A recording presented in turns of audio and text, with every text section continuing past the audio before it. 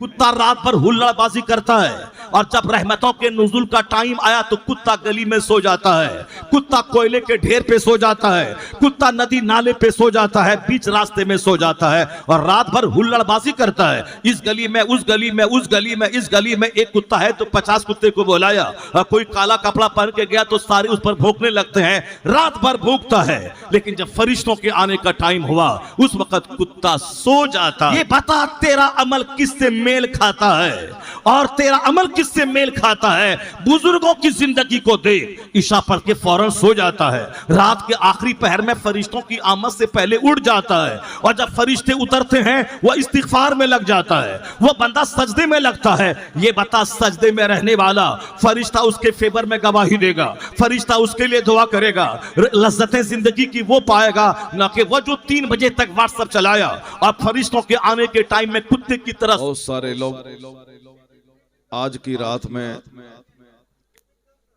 2023 को शराब शबाब न जाने किन किन खुराफात से सजा के 2023 को रुखसत किया, मगर तेगिया नौजवान कमेटी ने 2023 को अल्लाह के जिक्र के साथ में उससे खैरबाद किया। बहुत सारे लोग पूरे हिंदुस्तान में नहीं पूरी दुनिया में 2024 का इस्तकबाल आतिशबाजी से किया, बहुत सारे लोगों ने पटाखे से किया, बहुत सारे लोगों ने शराब पी के नाचने और गाने से किया, मगर आप खुशनसीब हैं कि आपने 2024 का इस्तकबाल जिक्र खुदा जिक्र रसूल से किया। अल्लाह तबारक व तआला इस महफिल के सदक़े 2024 को आपके लिए इंतहाई मुबारक और मसऊद बना दे। इस साल का एक एक लम्हा आपके लिए खैर व बरकत का पैगाम लेके आए। तो जिसने इतना बड़ा काम किया हो उसकी तारीफ तो होनी चाहिए।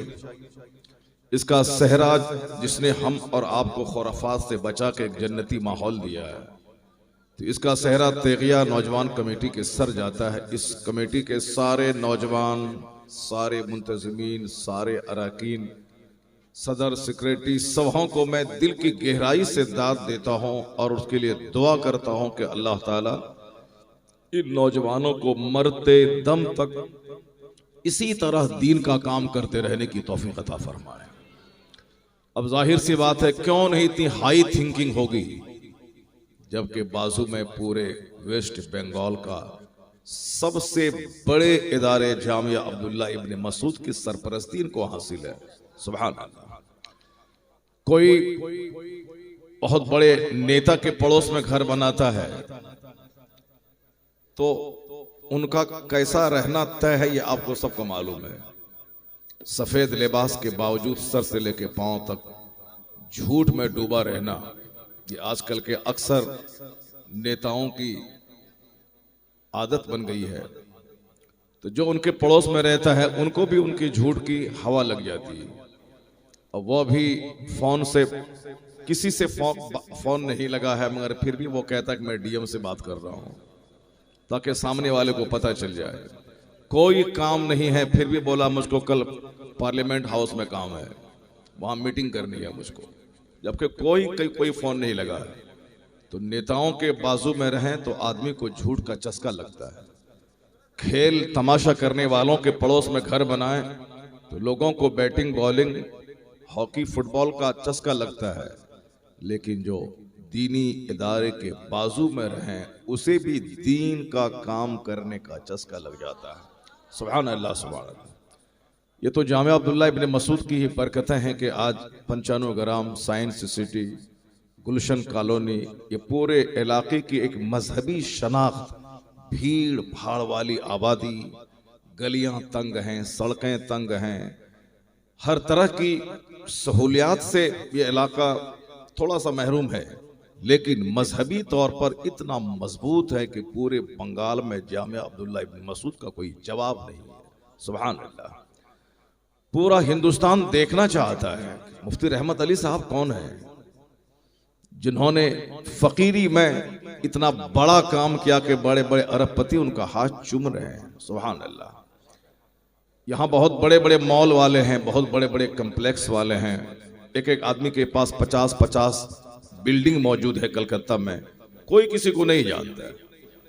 जो दीन का काम करता है अल्लाह ताला उसकी मोहब्बत लोगों के दिल में अता कर देता है। व इन तंसुरुल्लाह यंसुरकुम, कुरान शरीफ में आया कि if you will help the religion of Allah, Allah will help you. अगर तुम अल्लाह के दीन की मदद करोगे तो अल्लाह तुम्हारी मदद करेगा। कौन नहीं जानता कि हिंदुस्तान में न जाने आज 1000 साल में कितने कितने लोग आए और कितने कितने लोगों ने क्या क्या काम किया। बाबर आए, हुमायूं आए, साहब इब्राहिम लोदी आए, शेरशाह सूरी आए, सारे लोग आए। लेकिन एक बंदा ये नहीं कहता कि मैं बाबर की कब्र पे फातिहा पढ़ने जा रहा हूं। एक बंदा ऐसा नहीं मिला जो दिल्ली जाए और मुझसे बोले कि मैं हुमायूं की कब्र पे फातिहा पढ़ने जा रहा हूं। एक भी बंदा ऐसा नहीं मिलता जो बोले कि मैं साहब इब्राहिम लोदी की कब्र है कहां, उसके नाम से सड़क तो है। चूंकि जो नई दिल्ली का एरिया है आप वहां से गुजरेंगे तो लोधी सड़क ये तो है, लेकिन उनकी कब्र कहां है यह न कोई तलाश करना चाहता है और न कोई वहां हाजिर होना चाहता है। लेकिन जो जी भर के खाया नहीं, जो जी भर के पहना नहीं, जो जी भर के शानदार घर बनाया नहीं, जिनके कपड़े में पैबंद लगे होते थे, जिनके सामने दस्तरखान पे सूखी रोटी और नमक से वो खाना खाते थे, जो हमेशा रात भर जागकर नमाज पढ़ते थे। रात भर जागना इसलिए ताकि अल्लाह राजी रहे और दिन भर तबलीग दीन करना ताकि कुफार और मुशरिकीन के सीनों से कुफ्र निकल के ईमान का नूर दाखिल हो जाए। जो दिन और रात एक मशीन की तरह काम करते थे, न खाने का ठिकाना है, न अच्छा कपड़ा है, न घर है, न जमीन की परवाह है, एक ही नशा है कैसे मुस्तफ़ा का दीन आम हो जाए, कैसे लोगों तक कलमा पहुंच जाए। उनकी मेहनतें रंग लाई। 90 लाख कुफारो मुशरिकीन ईमान से मुशर्रफ हुए। तो जिन्होंने इतना बड़ा काम किया, ना जी भर के खाया, ना जी भर के सोया, ना जी भर के अच्छा पहना, ना जमीन खरीदी, ना मकान बनाया, लेकिन दीन का काम ने आज उसे इतनी जिंदगी दे दी है कि आज सारा हिंदुस्तान ख्वाजा गरीब नवाज के मजार की जियारत करना चाहता है, उनकी कब्र को चूमना चाहता है। न बाबर, न अकबर, न लोधी, न हुमायूं, न शेरशाह, ये लोग बादशाह थे। ये लोग 50-50 साल तक हिंदुस्तान में शासन किया। 1-1 हजार फौज आगे, 1-1 हजार फौज पीछे, चांदी की कुर्सी पे बैठने वाले। आज कोई उनका नाम नहीं लेता। मैं ये बात इसलिए कह रहा हूं कि आज हमारा भी मकसद छोटा हो गया है। चाहे नमाज हो ना हो मगर बिल्डिंग चाहिए, चाहे हज करे ना करे अच्छा खाना कपड़ा चाहिए, चाहे जन्नत मिले ना मिले जहन्नम ही में सब दिन जले मगर दुनिया में छोटा सा घर चाहिए। यानी सिर्फ एक घर चाहिए, अच्छा खाना चाहिए, अच्छा कपड़ा चाहिए, अच्छी बिल्डिंग चाहिए। बाल बच्चों को चाहे जहन्नम की आग में ही जले मगर दुनिया में इंजीनियर बन जाए, डॉक्टर बन जाए, दारोगा बन जाए, प्रोफेसर बन जाए। चाहे मरने के बाद कब्र में 99 अजदहा सांप डसे मगर यहाँ बेटी की शादी में खूब पटाखाबाजी हो जाए, खूब 2-4 करोड़ रुपए पानी की तरह बह जाएं। यानी सिर्फ दुनिया हासिल करना मैं चाहता हूं। तुम्हारे पास क्या दुनिया रहेगी जो दुनिया उनके पास थी? 1-1 हजार नौकर गुलाम जिसके आगे पीछे थे। अगर तुम चाहे कलकत्ता के मालिक क्यों ना बन जाओ, जो मस्ती बादशाह ने हिंद ने कर चुका वो मस्ती नहीं कर पाओगे। जिनके पास 10-10 सोने चांदी की कुर्सियां होती थी, जिनके पास कई हजार नौकर गुलाम होते थे और जिनका पांव जमीन पे नहीं पड़ता था, या तो रेड कारपेट पे पड़ता था या फिर हसीनों जमील खूबसूरत औरतों के कंधे पे पड़ता था, ऐसे लोग आज कोई उनका नाम लेवा नहीं है। लेकिन आज दुनिया नाम लेती है गरीब नवाज की, दुनिया नाम ले रही है महबूब इलाही की, दुनिया नाम ले रही कुतुबुद्दीन बख्तियार काकी की, दुनिया नाम ले रही है सरकार गौसे आजम की। चाहे महीना कोई भी हो, गौसे आजम कॉन्फ्रेंस गौसे पाक के नाम से मुनक्किद हो रही है। पता चला कि दुनिया चांदी की कुर्सी पे बैठने वालों को याद नहीं करती, सिंहासन पर बैठकर सत्ता का मजा लेने वालों को दुनिया याद नहीं करती। जो जमीन पर बैठकर अपने खालिक के दीन की खिदमत करता है, अल्लाह उसके नाम को मिटने नहीं देता, जमीन से उठा के कयामत तक के लिए शोहरत के आसमान पर उसके नाम को पहुंचा देता है।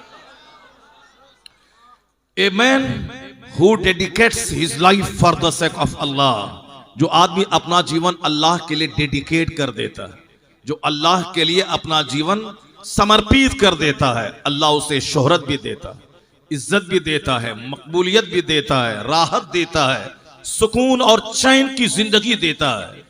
मैंने ये बातें इसलिए कह दी ताकि 2024 का आगाज आप इस तरह से करें कि आपकी जिंदगी से झूठ कम हो जाए, आपकी जिंदगी से शराब खत्म हो जाए, आपकी जिंदगी से फजूल गोई फजूल बात खत्म हो जाए, आपकी जिंदगी से अननेसेसरी चीज खत्म हो जाए, गैर जरूरी चीजें आपसे दूर हो जाएं, आपके सरों के बाल किसी एक्टर की तरह ना लगे, आपका फटा हुआ पैंट किसी जोकर की तरह ना लगे, आपके मुंह में 24 घंटे गुटखा किसी काफिर की पैरवी में ना रहे, और कैंसर जैसी खतरनाक बीमारी को दावत ना दे। बल्कि गौसे आजम कॉन्फ्रेंस मुनक्किद करके इस नौजवान कमेटी ने बता दिया कि तुम्हें न अमिताभ का गुलाम बनना है, न आमिर खान का गुलाम बनना है, न शाहरुख खान का गुलाम बनना है, न तुम्हें अजय देवगन का गुलाम बनना है, न तुम्हें मोदी जी का गुलाम बनना है, न तुझे अमित शाह का गुलाम बनना है, न तुझे नीतीश कुमार का गुलाम बनना है, न तुझे अखिलेश का गुलाम बनना है, न तुझे राहुल का गुलाम बनना है। एक दिन तुझे वोट दे देना है, लेकिन किसी का गुलाम नहीं बनना है, न किसी दीदी का गुलाम बनना है। दीदी अच्छा काम कर रही है, उसको जाके वोट दे देना, उस पार्टी के लोगों को वोट दे देना, मगर गुलाम मत बनना। उसकी खातिर मदरसा को आतंकवाद, मदरसा को झगड़े का अड्डा मत बनाना, उसकी खातिर मस्जिदों को आपस में मत तोड़ना, उनकी खातिर मदरसों को मत तोड़ना, उसकी राजनीति को जलसागाह में मत लाना, उसकी सियासत को कब्रिस्तान में मत लाना, उसकी सियासत को मदरसे में मत लाना, उसकी सियासत को मस्जिद में मत लाना। गुलाम मत बनना, इनका वोट देना मगर गुलाम मत बनना, वोट देना गुलाम मत बनना। गुलाम बनना है तो अहमद मुख्तार का गुलाम बनना, हसनैन करीमैन का गुलाम बनना। इस कमेटी वालों ने बता दिया, गुलाम बनना है तो गौसे आजम का गुलाम बनना। नारे तकबीर, नारे रिसालत, फैज़ाने गौसे आजम, मजहब इस्लाम, पैगंबर इस्लाम, नारे तकबीर, नारे रिसालत। जिनकी गुलामी से चेहरे पे नूर आ जाए, जिनकी गुलामी से चेहरा इस्लामिक हो जाए, जिनकी गुलामी से आपका ड्रेस इस्लामी हो जाए, जिनकी गुलामी से आप सिविलाइज्ड और मुहज्जब और सभ्य हो जाएं, जिनकी गुलामी से आपके घर में बरकतें नाजिल हो, जिनकी गुलामी से आपकी औलाद में फरमाबरदारी आ जाए, जिनकी गुलामी से आपके पड़ोस में मोहब्बतें कायम हो जाए, जिनकी गुलामी से गुर्बत में भी बादशाहत का लुत्फ आ जाए, वो गुलामी करना, वो गुलामी गौसे आजम की है। अगर तुमने उनका गुलाम बना, ना यहां रुसवा होगा, ना मरने के बाद रुसवा होगा। दोनों जहान की आफियत इसी में है कि अल्लाह के महबूब का गुलाम बन जा। अल्लाह ताला तुम्हारी दुआ से पहले तेरी फरियाद को सुन लेगा। इकबाल कहते हैं, खुदी को कर बुलंद इतना कि हर तकदीर से पहले खुदा बंदे से खुद पूछे, बता तेरी रजा क्या है। अल्लाह तबारक व तआला हम सबों को गौसे पाक की गुलामी की तौफीक अता फरमाए। और दूसरी बात मैं आपसे कहना चाहता हूं, आज आप अपने देहात से शहर क्यों आए? इसीलिए आए हैं ताकि जिंदगी में सुकून मिले, थोड़ी सी कमाई हो, बाल बच्चे आराम से रहें, किसी दूसरों के सामने हाथ नहीं फैलाएं, दर दर की ठोकर नहीं खाएं, आराम से गहरी नींद लें, आराम से जिंदगी में खाएं कमाएं, ताकि दूसरों की मदद भी करें और खुद जलील बन के नहीं रहें। यही तो एक तमन्ना है। लोग सुबह से लेकर शाम तक काम करते हैं ताकि जिंदगी में सुकून मिले। लोग अपना घर चाहते कि किराए के घर में रहूंगा तो 1 साल रहूंगा, बोलेगा घर खाली करो। फिर वहां चला गया, वहां 2 साल रहा, बोला घर खाली करो। दुकान में गया ताकि वहां रहूं, आराम से चैन से 10 साल दुकान करूं। जहां दुकान अच्छी चलने लगी, बाड़ी वाले को अच्छा नहीं लगता, वो बोलता है दुकान खाली करो। तो इसलिए बंदा चाहता है कि चलो अपना घर रहे, ऊपर में टाली रहे, ऊपर में शीट ही रहे, ऊपर में टीन रहे, ऊपर में घास है, अपना तो आशियाना होगा ताकि अपने आशियाने में सुकून की नींद लेंगे। कोई बोलने वाला तो ना होगा कि घर खाली करो। तो सुकून की खातिर अपना घर चाहिए, सुकून की खातिर आदमी को अपनी गाड़ी चाहिए। भीड़ भाड़ का जमाना है, कार मिले तो वाह वाह, इनोवा मिल जाए तो क्या कहना, फॉर्चूनर मिल जाए तो और क्या कहना, अगर ऊडी कार हो जाए 80 लाख की तो फिर तो मजे ही मजे हैं। लेकिन जो लोग चौक चौराहे पे बस के इंतजार में 2-2 घंटे तक धक्का खाते हैं, भीड़ भाड़ में रहते हैं, और वो जनरल बस में सवार होके बिल्कुल एक ठेलम ठेला का माहौल बना के तब वो जकीरिया स्ट्रीट जाते हैं, तब जाके वहां दुकान में सेल्समैन बन के 8 घंटे काम करते हैं, फिर वापस उसी ठेल के माहौल में आते हैं। उसकी तमन्ना होती है कि काश एक बाइक ही मेरे पास हो, नहीं रहे फॉर्चूनर, नहीं रहे इनोवा, नहीं रहे हमारे पास ऊडी कार, एक बाइक तो रहे, एक बाइक रहे ताकि मैं आराम से चला जाऊं और आराम से घर आ जाऊं। तमन्ना है, सुकून चाहिए इसलिए बाइक मिले, सुकून चाहिए इसलिए ताकि फॉर्चूनर रहे ताकि सुकून मिले। तो घर सुकून की खातिर, फॉर्चूनर सुकून की खातिर, बाइक सुकून की खातिर। और फिर सुकून के लिए बंदा क्या नहीं करता है। ईद के दिन जबरदस्त कपड़े का मुकाबला होता है, साथ दूसरों को दिखाना है कि सबसे अच्छा कपड़ा मैं पहना हूं। अरे ये कपड़ा कहां से लाया, नहीं कलकत्ता में नहीं मिलेगा, ये तुम्हें बंबई से लाया हूं, बंबई में नहीं मिलेगा, मैं तो दुबई से लाया हूं, ये इंपोर्टेड कपड़ा है। तो कपड़ा पहनते हैं ताकि जिंदगी में मजा आ जाए, इंजॉय करे, मजा आ जाए, इंजॉय करे। अब कोई पूछे किसी से कि इंजॉय करना चाहते हैं, इंजॉय है कहां, ये सुकून है कहां, ये राहत है कहां, किसके पास। तू तो एक बाइक खरीद के सुकून चाहता है, लेकिन जिसके पास 100 करोड़ की कार मौजूद है, उसकी जिंदगी की स्टडी कर, उसकी जिंदगी का मुताला कर कि उसके पास कितना सुकून है। मालूम है 100 करोड़ की कार किनके पास मौजूद है हिंदुस्तान में है। मैं तो आज से 5 साल से जानता हूं एक आदमी के पास है। मुमकिन है कि दूसरी कार भी आ गई हो, मुमकिन है कि तीसरे लोगों ने ले लिया हो। चूंकि आजकल क्या क्या हो रहा है कि आपके अंबानी के पास क्या है सबको मालूम है, अडानी के पास क्या है सबको मालूम है, टाटा वाला भी फर्म में आ गया है, ये भी एयर इंडिया खरीदने की तैयारी कर रहा है, ये भी विस्तारा चला रहा है। यानी इसके पास भी बहुत सारे पैसे पहले के मुकाबले में आ गए हैं। अब ये टाटा है, ये बिरला है, ये जिंदल है, ये मित्तल है, ऐसा मुकेश अंबानी की कंपनी है, ये अडानी है, ये जियो है, ये रिलायंस है। इतने पैसे उनके पास मौजूद हैं कि 100 करोड़ की कार उनके पास है, 36 करोड़ का बंगला, 400 करोड़ का बंगला अपने दामाद अपनी बेटी को गिफ्ट किया है। हम तो चाहते हैं कि फूस का ही घर पंचनो ग्राम में हमको मिल जाए, बाथरूम करने बाहर जाओ, चापाकल बाहर, नल का पानी लाके घर में और खाना बनाओ, मगर एक कम से कम घर तो रहे जो बेड लगे और जहां मैं सो आराम से, कोई भगाने वाला ना हो, ताकि जिंदगी में राहत मिल जाए। तो तुम छोटे से आशानी में राहत ढूंढता है, लेकिन जिसके पास 3600 करोड़ का बंगला है, 36 अरब रुपए का बंगला है, कभी तुमने उनकी जिंदगी का मुताला किया। अक्लमंद वो है जो दुनिया पे गौर फिक्र करे, अक्लमंद वो है जो दूसरों की जिंदगी से सबक हासिल करे, अक्लमंद वो है जो दूसरों के जनाजे में अपना जनाजा ढूंढे, अक्लमंद वो है जो दूसरों की तीजा और 40वां में अपना तीजा और 40वां तलाश करे। मगर ये जब तक दिल जिंदा रहेगा तब, वरना पागलों की कमी नहीं है समाज में, एक ढूंढे लाख मिलेंगे हर गली में, अक्लमंद करोड़ों में कोई कोई मिलेगा। इसीलिए जन्नती कम मिलेंगे तो नमाजी कम है, शरीफ कम है, मुखलिस कम है, मुनाफिक ज्यादा है, अच्छे कम है, बुरे ज्यादा हैं, झूठे ज्यादा हैं, सच्चे कम है, जलसा जुलूस में आने वाले लोग कम हैं, नाच गाने की महफिल में जाने वाले लाखों लोग हैं, सिनेमा हॉल में 3 घंटे बैठकर आंखों को ज़िना की तस्वीर से सेकने वाले बहुत ज्यादा हैं, मस्जिदों में 1 घंटा बैठकर इमाम का खुतबा सुनने वाला कम मिलेगा। तो इसका मतलब है कि अच्छे लोग कम हैं, बुरे लोग ज्यादा हैं, अक्लमंद कम है, गधों की तादाद ज्यादा है, जो गधे शराब पिए, जो गधे पेशाब पिए। अब मालूम है हिंदुस्तान का सबसे बड़ा प्रधानमंत्री था एक, जो अपने ही पेशाब को पीता था ताकि सेहत मिल जाए। बहुत सारे लोग हैं जो गाय के पेशाब, सामने मूला के पेशाब गाय का पीते हैं ताकि हेल्थ मिल जाए। कोई पेशाब पीता है गाय का, कोई ऊंट का पेशाब पीता है, कोई साहब गोबर को पाक समझ के अपने घर में पाखाना लपेट करके बोलता मेरा घर पवित्र हो गया। लोगों की कमी नहीं है, जिसके पास अकल शऊर हो बहुत कम लोग हैं। वरना बेवकूफों को अल्लाह ने इतनी दौलतें दी हैं कि हर गली कुचे में जिसके पास बोलने का सलीका नहीं है उसके पास दौलतें महक रही हैं। उसके पास इतनी दौलतें हैं जिसको एक जुमला बोलने का अंदाज नहीं है। जरा दौलतें देखें, उसके पास खरबों की दौलत है।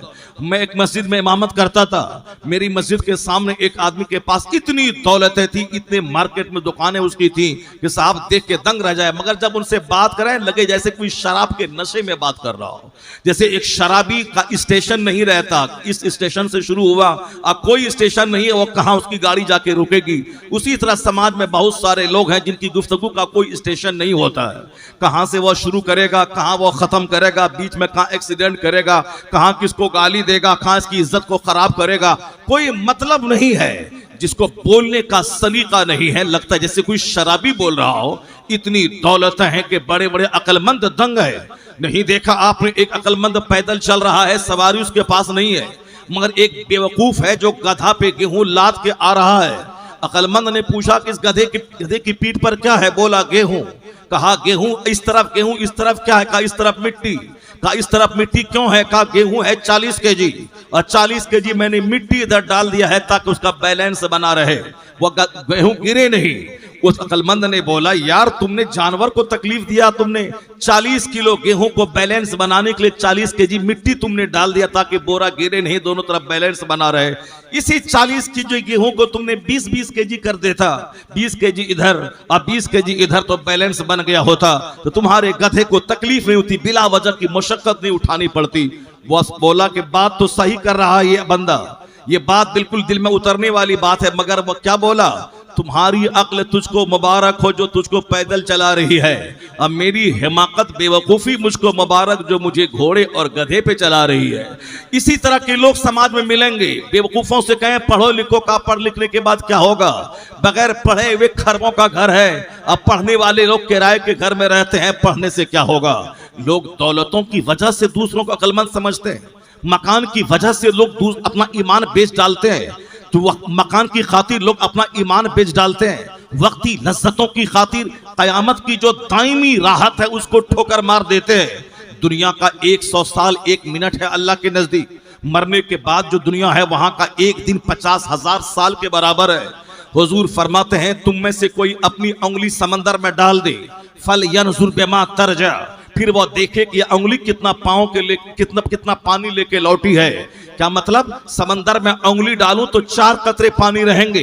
तुम्हारे पैगंबर जिसका तुम कलमा पढ़ता है, हम कलमा पढ़ते हैं, नबी है जो सबसे बड़े मुअल्लिम, सबसे बड़े अक्लमंद, जो सबसे बड़े रिफॉर्मर, जिनका कोई जवाब दुनिया में नहीं है, जिसका कोई जवाब न था न है न कयामत तक मिलेगा। यूरोप का दानिश्वर जिनकी तारीफ में कहता है I can not find any other man in history like Muhammad, मैं पूरे मानव इतिहास में मुस्तफा का जवाब नहीं पाता हूँ। उसी यूरोप का दानिश्वर कहता है all these magnificent rules all standards by which human greatness may be measured is anyone greater than he. ये हिंदुस्तान का लुच्चा लफंगा क्या बोलता है पैगंबर के बारे में, उस पर कान धरने की जरूरत नहीं है। जो सारी जिंदगी नापाक रहता है, पाखाना धोने का जिसको ढंग मालूम नहीं है, ये इस्लाम के पैगंबर के खिलाफ बकवास कर रहा है या इस्लाम के खिलाफ बदज़बानी कर रहा है। मैं तो तुझको नापाक समझता हूं, तेरी फिक्र नापाक, तेरा बदन नापाक, जो जिंदगी में एक दिन भी पाक नहीं हुआ, नहाने के बाद भी नापाक रहता है। हम लोग तो 4 बदना पानी लेने के बाद भी सुकून नहीं मिलता, और जो छोटी सी लोटिया में पाखाना लपेट लेता है उसको क्या सुकून मिलता होगा।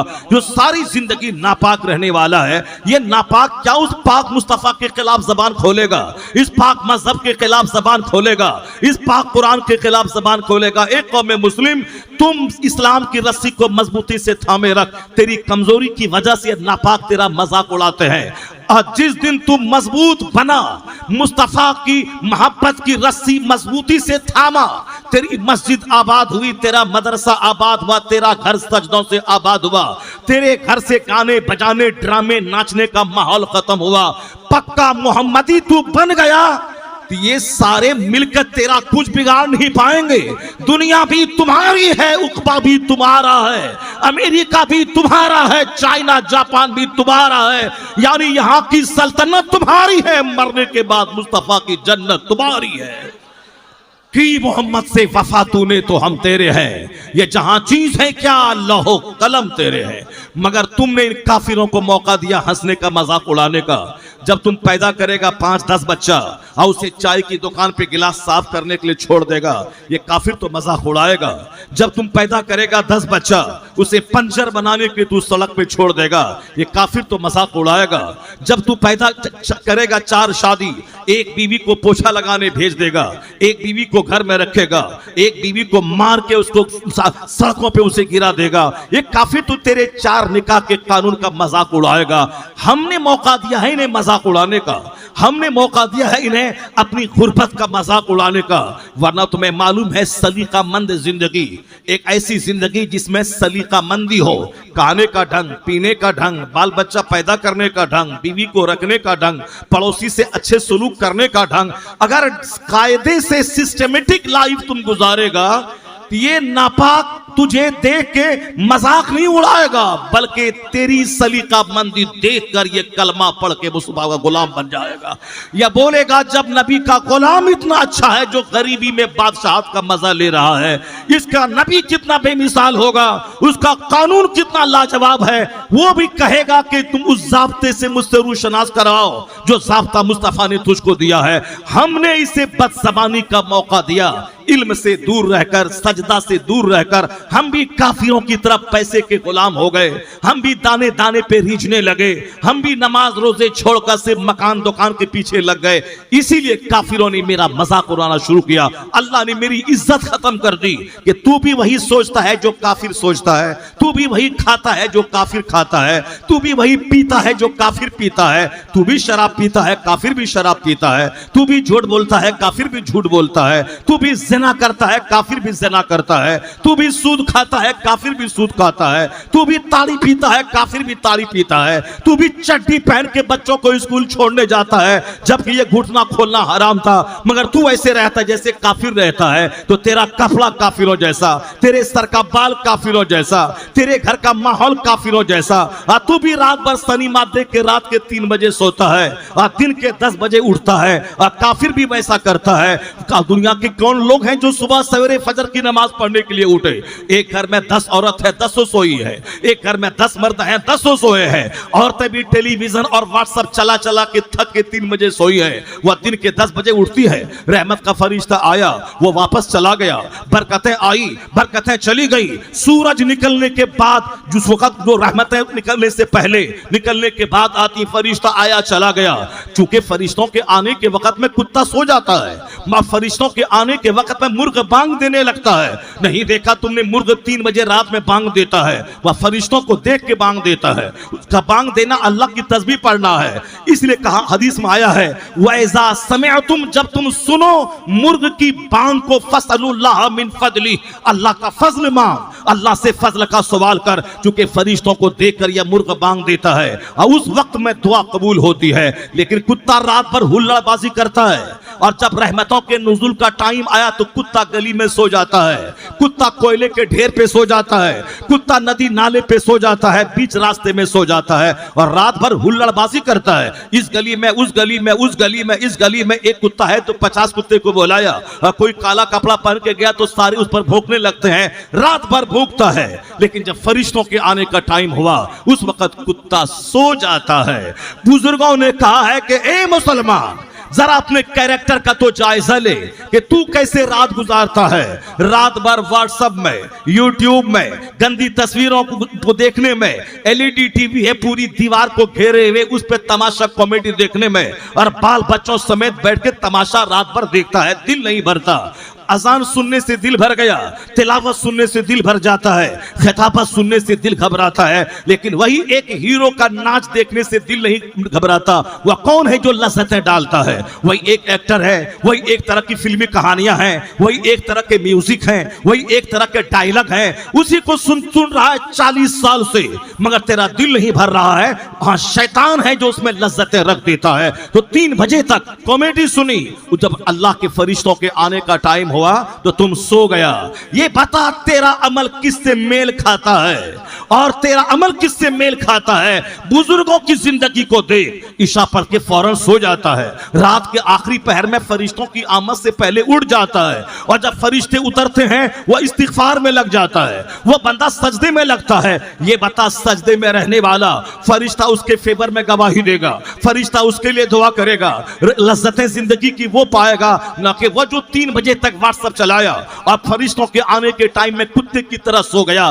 बुजुर्गों ने कहा है कि कुत्ते से तेरा अमल मेल नहीं खाए, तेरा अमल मुर्ग से मेल खाए, जिसकी रात आखिरी पहर बेदार रहता है, समझ ले उसकी जिंदगी बेदार रहती है, उसकी तकदीर बेदार रहती है, उसकी किस्मत बेदार रहती है। तो बुजुर्गों ने कहा कुत्ता मत बन, मुर्ग की खसलत पैदा कर, ताकि तेरा दिल जिंदा रहे, तेरा घर जिंदा रहे, तेरी औलाद जिंदा रहे, तेरा दिल जिंदा रहे। और जब दिल जिंदा रहा तो सूखी रोटी खाएगा, मगर बादशाहों से ज्यादा चेहरा तेरा मुस्कुराता रहेगा। मुस्कुराहटे जागने में नहीं, मुस्कुराहटे हुल्लड़बाजी में नहीं है, मुस्कुराहटे अल्लाह की इबादत में है, सजदे में है। तो तुम अपना अमल देख ले कि तू किसकी तरह जी रहा है, तेरे बाल बच्चे किस तरह जी रहे हैं। ये काफिरों ने ऐसे ही मजाक नहीं उड़ाया है, हमने इसे मजाक उड़ाने का मौका दिया है। आवाज आ रही है कि तू इन काफिरों को हंसने का मौका मत दे, दौलत के अंबार में सुकून मत तलाश कर, जिसके पास खरबों की दौलत है उसकी जिंदगी का मुताला कर, देख उसके पास सुकून है क्या, चैन है उसके पास क्या। और तुम जो छोटे से सुकून की खातिर नमाजें छोड़ के चाहता है कि घर बना के सुकून पाले, नहीं होगा। नमाज छोड़ के फैक्ट्री में मर जाओ 16 घंटे काम करते करते, नहीं मिलेगा सुकून। चाहे चप्पल बनाते बनाते, कपड़ा सीते सीते, दुकान जाते जाते, सामान लाते उसको बना के सामान पहुंचाते पहुंचाते मर जाओ, मगर सुकून नहीं मिलेगा। इसलिए कि जिनके पास 36,000 करोड़ का मकान है, जरा उसके मकान में कान लगा के सुन, वहां से रोने की आवाज आ रही है। मैंने सुना है कि अंबानी जी के 3600 करोड़ के बंगले में वह नहीं सोता है। पंडित जी ने बोला है कि तुम इसमें सोएगा तो तू मर जाएगा, तेरी जिंदगी को खतरा है। वह दूसरे घर में रहता, 3600 करोड़ के बंगले में उनका नौकर गुलाम रहता है। 36 मंजिला मकान पीटर रोड पे हाजी अली के किनारे, वहां नौकर गुलाम रहता है, उसके इंजीनियर रहते हैं, उसके अमले रहते हैं, उसके स्टाफ रहते हैं, मगर वो नहीं रहता।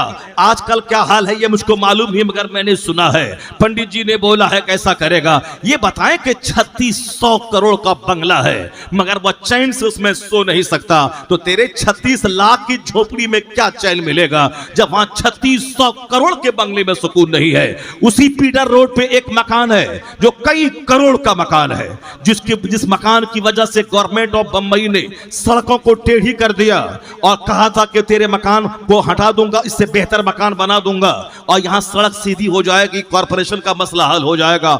वो नाइटिंगेल ऑफ इंडिया, वह बुलबुले हिंद क्या बोली, मैं बंबई छोड़ के चली जाऊंगी अगर तुमने मेरे घर को टच किया। तो गवर्नमेंट ऑफ इंडिया ने क्या कहा, नहीं नहीं मैं सड़क टेढ़ी कर लूंगा, खरबों रुपए मेरा नुकसान हो जाएगा, मगर तू बुलबुले हिंद बंबई छोड़ के नहीं जाएगी, तू यहीं रह। जो पार्लियामेंट में बैठकर देशभक्ति के गाने गाती हो उसकी उस इज्जत का क्या कहना। जो कभी फ्रांस में सुबह और शाम अमेरिका में रहे उसकी इज्जत का क्या कहना। बगल में थाईलैंड है, तुम में से बहुत कम लोग वहां घूमने गए होंगे। बाजू में सिंगापुर है, बहुत सारे कम लोग वहां गए होंगे। बाजू में इंडोनेशिया है, आगे बर्मा, बहुत कम गए होंगे। मगर वह बुलबुले हिंद जिसका एक पांव अमेरिका में है और दूसरा पांव फ्रांस में है, क्या मतलब, यानी सुबह यहां दोपहर वहां, जो दुनिया के 100 के करीब ममालिक का भ्रमण किया हो। लोग आज एंजॉय करने के लिए कलकत्ता से मसूरी नैनीताल जाते हैं, मगर जो मसूरी नैनीताल नहीं बल्कि America, France, Norway, Canada, Thailand और इंडोनेशिया, मलेशिया, सिंगापुर, ऑस्ट्रेलिया की यात्रा कर रही हो, कितना मजा उनकी जिंदगी में होगा।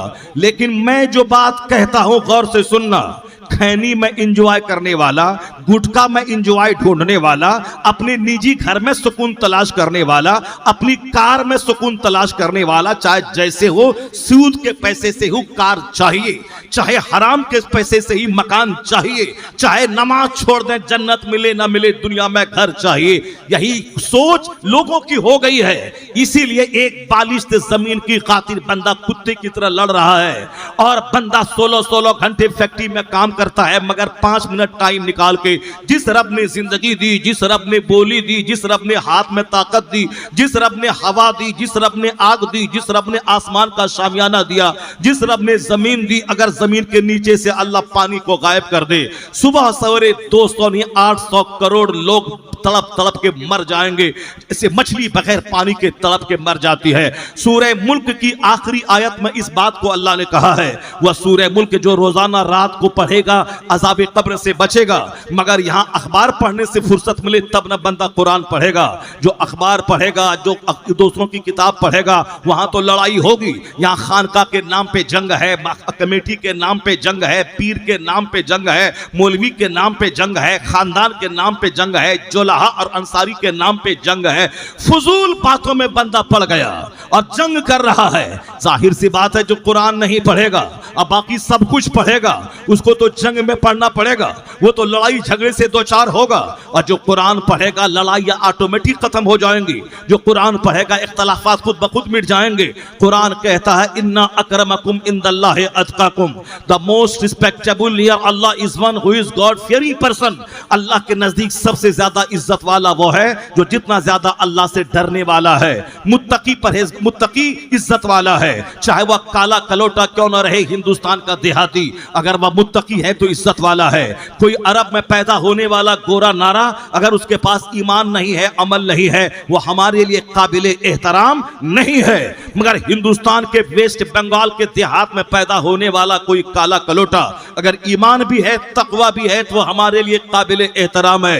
जैसे मस्जिदों में नहीं देखता अगर कोई सैयद साहब आए, सैयद साहब के चेहरे पे दाढ़ी नहीं है, वह फौज में नौकरी कर रहे हैं, सैयद साहब आए वो नीचे बैठे हैं, मगर एक अंसारी, एक जोलाहा का बेटा जो बरेली शरीफ से पढ़ के मौलाना बन के आया है, वह मेंबर पे चढ़ जाता है, हाथ में असा लेता है, सर पे अमामा बांधता है और कौम को खिताब कर रहा है। अंसारी नीचे है, शेख नीचे है, सैयद साहब नीचे है, पठान साहब नीचे है, मगर एक नदाफ का बच्चा वो मेंबर पे खड़ा होकर के खिताब कर रहा है, इमामत के मुसल्ले पे है। बैरिस्टर नीचे है, प्रोफेसर नीचे है, अमेरिका से पढ़ के आने वाला FRCS डिग्री होल्डर नीचे है, JNU और AMU से आप पढ़ने वाला इंजीनियर डॉक्टर नीचे है, मगर मंजर इस्लाम का पढ़ा हुआ प्रोडक्ट, अब्दुल्ला इब्न मसूद का पढ़ा हुआ प्रोडक्ट वो मेंबर पे चढ़ा है, अमामा बांध के हाथ में लाठी लेके ऐसा खिताब कर रहा है जैसे कोई कमांडर इन चीफ हो जो अपनी फौज को ललकार रहा है। ये सम्मान किस वजह से मिला है? किसी की नानी मरे जो बोले नदाफ है उसे उतारो,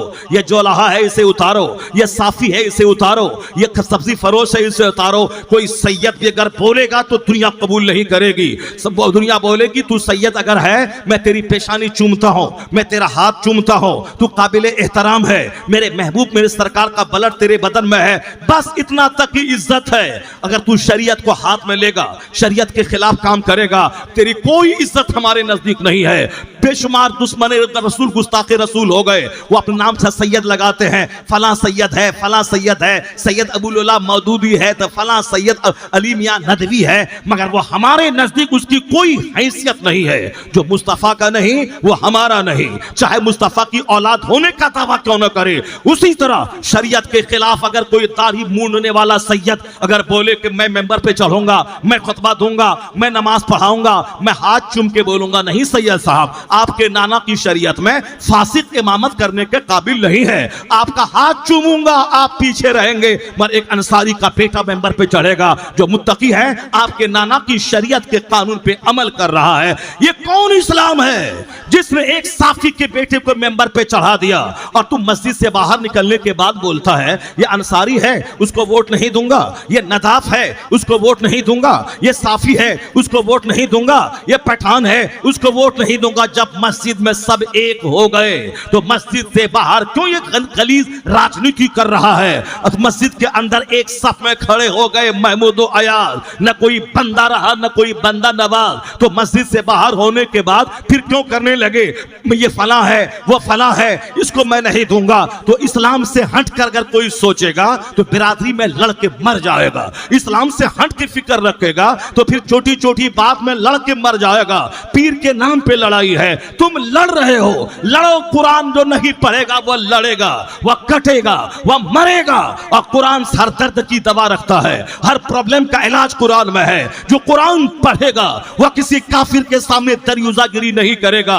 कुरान अल्लाह का कलाम, हर दर्द की दवा वहां है, हर प्रॉब्लम्स का हल वहां है, हर मसाइल का हल वहां है, हर समस्या का समाधान वहां है। कुरान ज्यादा जब तक मुसलमान पढ़ता था वह हावी था काफिरों पे, वह हावी था मुशरिकों पे, वह हावी था यहूदो नसारा पे। आज भी एक रास्ता है कि कुरान पढ़, कुरान से फैसला हासिल कर, मुस्तफा का मुताला कर, मुस्तफा से फैसला हासिल कर। जिसके बारे में बर्नार्ड शॉ ने कभी कहा था, he must be called the savior of humanity. If a man like him were to assume the dictatorship of the modern world, he must succeed in solving its problem. तू गांधी को देखता है, तू नेहरू को देखता है, मगर बर्नार्ड शॉ क्या बोलता है, इस धरती में जो आग लगी है, अगर दुनिया के लोग मोहम्मद अरबी को अपना रहनुमा मान लें और मुस्तफा के गाइडेंस की रोशनी में जिंदगी गुजारें तो हर दर्द का इलाज हो जाएगा और यह जलती हुई दुनिया सुकून और शांति का गहवारा बन जाएगी। He must be called the savior of humanity. If a man like him were to assume the dictatorship of the modern world, he must succeed in solving its problems. Christian, जो दुनिया का बहुत बड़ा पढ़ा लिखा आदमी, वो कहता है तेरे पैगंबर के पास किस समस्या का समाधान नहीं, तेरे पैगंबर ने कौन सा प्रॉब्लम से सोल्यूशन नहीं दिया है। मगर जब से हमने अखबार ज्यादा पढ़ा, कुरान पढ़ना छोड़ दिया, जब से हमने आलिमों से नफरत करना शुरू किया और जब से हमने हीरो और दुनिया के नेता और 100 गाली बकने वाले दारोगा और गुंडे, चोर, लुच्चे, लफंगे, डकैत से मैंने नजदीकियां बढ़ा दी, मैंने दोस्ती की, उस वक्त से मेरी फिक्र चौपट हो गई, मेरा चेहरा बदरंग हो गया, मेरा घर उजड़ गया, जिंदगी मसाइल का गहवारा हो गई। एक मसले का हल करो तो 50 मसले सामने आ जाते हैं, एक बीमारी का इलाज कराओ तो 10 बीमारियां सामने आ जाती है। ये उलमा कराम नफरत की चीज नहीं है, इनके पास 10 दिन बैठ के देख, ये हदीस बोलते हैं, ये कुरान बोलते हैं, ये मुस्तफा की सुन्नत सिखाते हैं। मस्जिद दारोगा के पास बैठ के देख, वह तुम्हें गाली सिखाएंगे, तुम पीएचडी किए बगैर गाली के डॉक्टर बन जाओगे। इतनी सारी गालियां वह बोलते हैं। दारोगा के पास बैठो तो गाली सीखोगे, नेता के पास बोलो तो झूठ सीखोगे, मालदार के पास बैठो तो दौलत का जुनून चढ़ जाएगा। चाहे लॉटरी का टिकट बेचना पड़े, चाहे सूद खाना पड़े, चाहे दूसरों की जमीन हड़पना पड़े, चाहे डकैती करनी पड़े, मगर माल चाहिए, मैं माल कमा के रहूंगा, माल कमा के रहूंगा। दौलतमंदों के पास बैठने से ही जुनून दिमाग पे चढ़ता है, सोहबतें रंग लाती है। आलिमों के पास बैठ के देख, इमाम के पास बैठ के देख, जो नाइब पैगंबर है, मुस्तफा का नाइब कोई कैपिटलिस्ट नहीं होता है, अरबपति नहीं होता है, पूरे हिंदुस्तान का मालिक प्रधानमंत्री नहीं होता है, पूरी दुनिया के यूएनओ का प्रेसिडेंट हो सकता है, मगर मुस्तफा का नाइब वही होगा। चाहे उसके घर रहे ना रहे, टूटी चप्पल पांव में रहे, पैबंद वाला कपड़ा रहे, अगर इल्म कुरान इल्म हदीस सीने में है, वही मुस्तफा का नाइब है। तो नाइब पैगंबर होना इतना बड़ा दर्जा रखता है कि दुनिया का अरबपति, खरबपति, दुनिया का सबसे बड़ा बिजनेसमैन हो सकता है, नाइब पैगंबर नहीं। अगर ये पॉइंट आलिम दीन के दिमाग में आ जाए, वह कभी किसी के सोने के घर को ललचाई निगाह से नहीं देखेगा, वह कभी किसी के 200 करोड़ की कार को ललचाई निगाह से नहीं देखेगा, वह इसी में सजदे शुक्र अदा करता रहेगा। मालिक, तूने मुझे मकान नहीं दिया, गाड़ी नहीं दी, कोई मलाल नहीं है, अपने महबूब का नाइब बनाया है, इससे बड़ी खुशनसीबी की कोई बात नहीं हो सकती है। चूंकि मैं भी आप ही के समाज में रहता हूं, चूंकि मैं भी आप ही के समाज में रहता हूं, इसीलिए आपको देखते देखते, आपके पास रहते रहते हमारी भी सोच वही हो गई है जो आपकी सोच है। हम हाफिज कुरान है, उससे हमको संतुष्टि नहीं है। मुझे भी आपकी तरह बंगला, आपकी तरह गाड़ी, आपकी तरह कारपेट, आपकी तरह घर में झूमर, आपकी तरह कार चाहिए। इसलिए हमारी सोच भी आपके पास रहते रहते उसी तरह की हो गई है। वरना अगर वह कुरान पाक को पढ़े और रसूल पाक को मुताला फैसला करे तो फिर उनकी सोच वह ना होगी जो आपकी सोच हो गई है। ये चाहते हैं कि मेरे पास बंगला रहेगा तब सारे लोग आके हाथ चूमेंगे, नहीं होता है ऐसा। नहीं, तुमने देखा आला हजरत के जमाने में रामपुर का नवाब था, अवध का नवाब था, मुरादाबाद का नवाब मौजूद था, अजीमाबाद पटना का नवाब मशहूर है। एक 100 एकड़ जमीन पे जिसका घर हो, कितना बड़ा खुशनसीब होगा वो बज़ाहिर दुनियावी एतबार से। वो नवाब थे, मगर कोई बता दे कि अजीमाबाद के नवाब का क्या नाम है, कोई बता दे कि रामपुर के नवाब का क्या नाम है, कोई बता दे कि अवध में कितने नवाब आए, नहीं मालूम है। मगर एक पठान घर में जन्म लेने वाला एक आला हजरत फाजिल बरेलवी अहमद रजा खां है, जिन्होंने 67 साल की उम्र पाई, न अपने बाप की जमीन में 5 बीघा का इजाफा किया, न बाप के बनाए हुए मकान में कोई बहुत बड़े 5 मंजिला मकान का इजाफा किया, बल्कि जमीन की आमदनी से जमीन को बेच कर मदरसा कायम किया, किताबों की तबाद करवाई, मजहब अहले सुन्नत का काम किया, सारी जिंदगी मजहब की खातिर डोनेट कर दिया। अल्लाह ने उस अहमद रजा खां को गुमनाम नहीं किया। कौन है अवध का नवाब, कौन है रामपुर का नवाब, कोई नहीं जानता। मगर जिस रजा ने सारी जिंदगी मजहब इस्लाम की खिदमत में लगा दी, जो ठीक से खाया नहीं, जो ठीक से अच्छा घर बनाया नहीं, मगर आज वो रजा पूरी दुनिया में ऐसा छाया है कि यूनिवर्सिटी में रजा, मदरसे में रजा, कॉलेज में रजा, अमेरिका में रजा, हॉलैंड में रजा, बर्कली में रजा, JNU में रजा, AMU में रजा, ऑक्सफोर्ड में रजा, हार्वर्ड में रजा, कैम्ब्रिज में रजा। यानी रजा के नाम पे मस्जिदें, रजा के नाम पे मदरसे, रजा के नाम पे खानकाहें, रजा के नाम पे मुझ जैसे करोड़ों आदमी के नाम के साथ लफ्ज़े रजा का जुड़ा रहना। एहसन रजा, कमर रजा, मोहसिन रजा, मदरसा रज़विया, रजा जामा मस्जिद, खानकाह रज़विया, ऑस्ट्रेलिया से लेकर अमेरिका तक पूरी दुनिया में जाल बिछा है। ये क्या बोल रहा है? ये यही बोल रहा है कि जो अल्लाह की खातिर जिएगा और दुनियावी लस्ट में नहीं पड़ेगा, जो दीन की मदद करेगा, अल्लाह उस खानजादे को सौदागरान से उठा के वो शोहरत का आसमान दिया कि वादी रजा की कोहे हिमालय रजा का है, जिस सम तो देखिए वो इलाका रजा का है। नारे तकबीर, नारे तकबीर, नारे रिसालत। ये है क्या चीज? बस्ती बस्ती कैया कैया। दो चार पैसे की खातिर एक छोटा सा मकान चाहिए, छोटा सा घर चाहिए, छोटी सी कार चाहिए, अच्छा से खाएं पिए, मेरा बेटा डॉक्टर इंजीनियर बने, कोई नहीं जानेगा, तेरा पड़ोसी तक नहीं जानेगा। तू मर जाएगा, तेरी कब्र पे तेरा अपना बेटा फातिहा पढ़ने नहीं जाएगा। ये बता दे कि मदरसे के बच्चे कुरान खानी कर रहे हैं, उस सेठ का 5 बेटा है, 5 बेटा कुरान नहीं पढ़ना जान रहा है। ये बता दे कि जिस माँ का बच्चा मर गया है, वो माँ जो रोएगी, उसके रोने में जो दर्द होगा, और किसी औरत को 500 रुपए दे के जो रोलाने के लिए बुलाया जाएगा, उन दोनों में क्या फर्क होगा? वही फर्क उसमें होगा जिसका अपना बाप मरा है। वो जो अपने बाप की रूह को सवाब पहुंचाने के लिए कुरान पढ़ेगा उसमें, और जो मदरसे के बच्चों को बोला करके उसको बोला 500 टका देंगे, 5 मिनट में 5 खत्म कुरान कर दे और बिरयानी खिलाएंगे।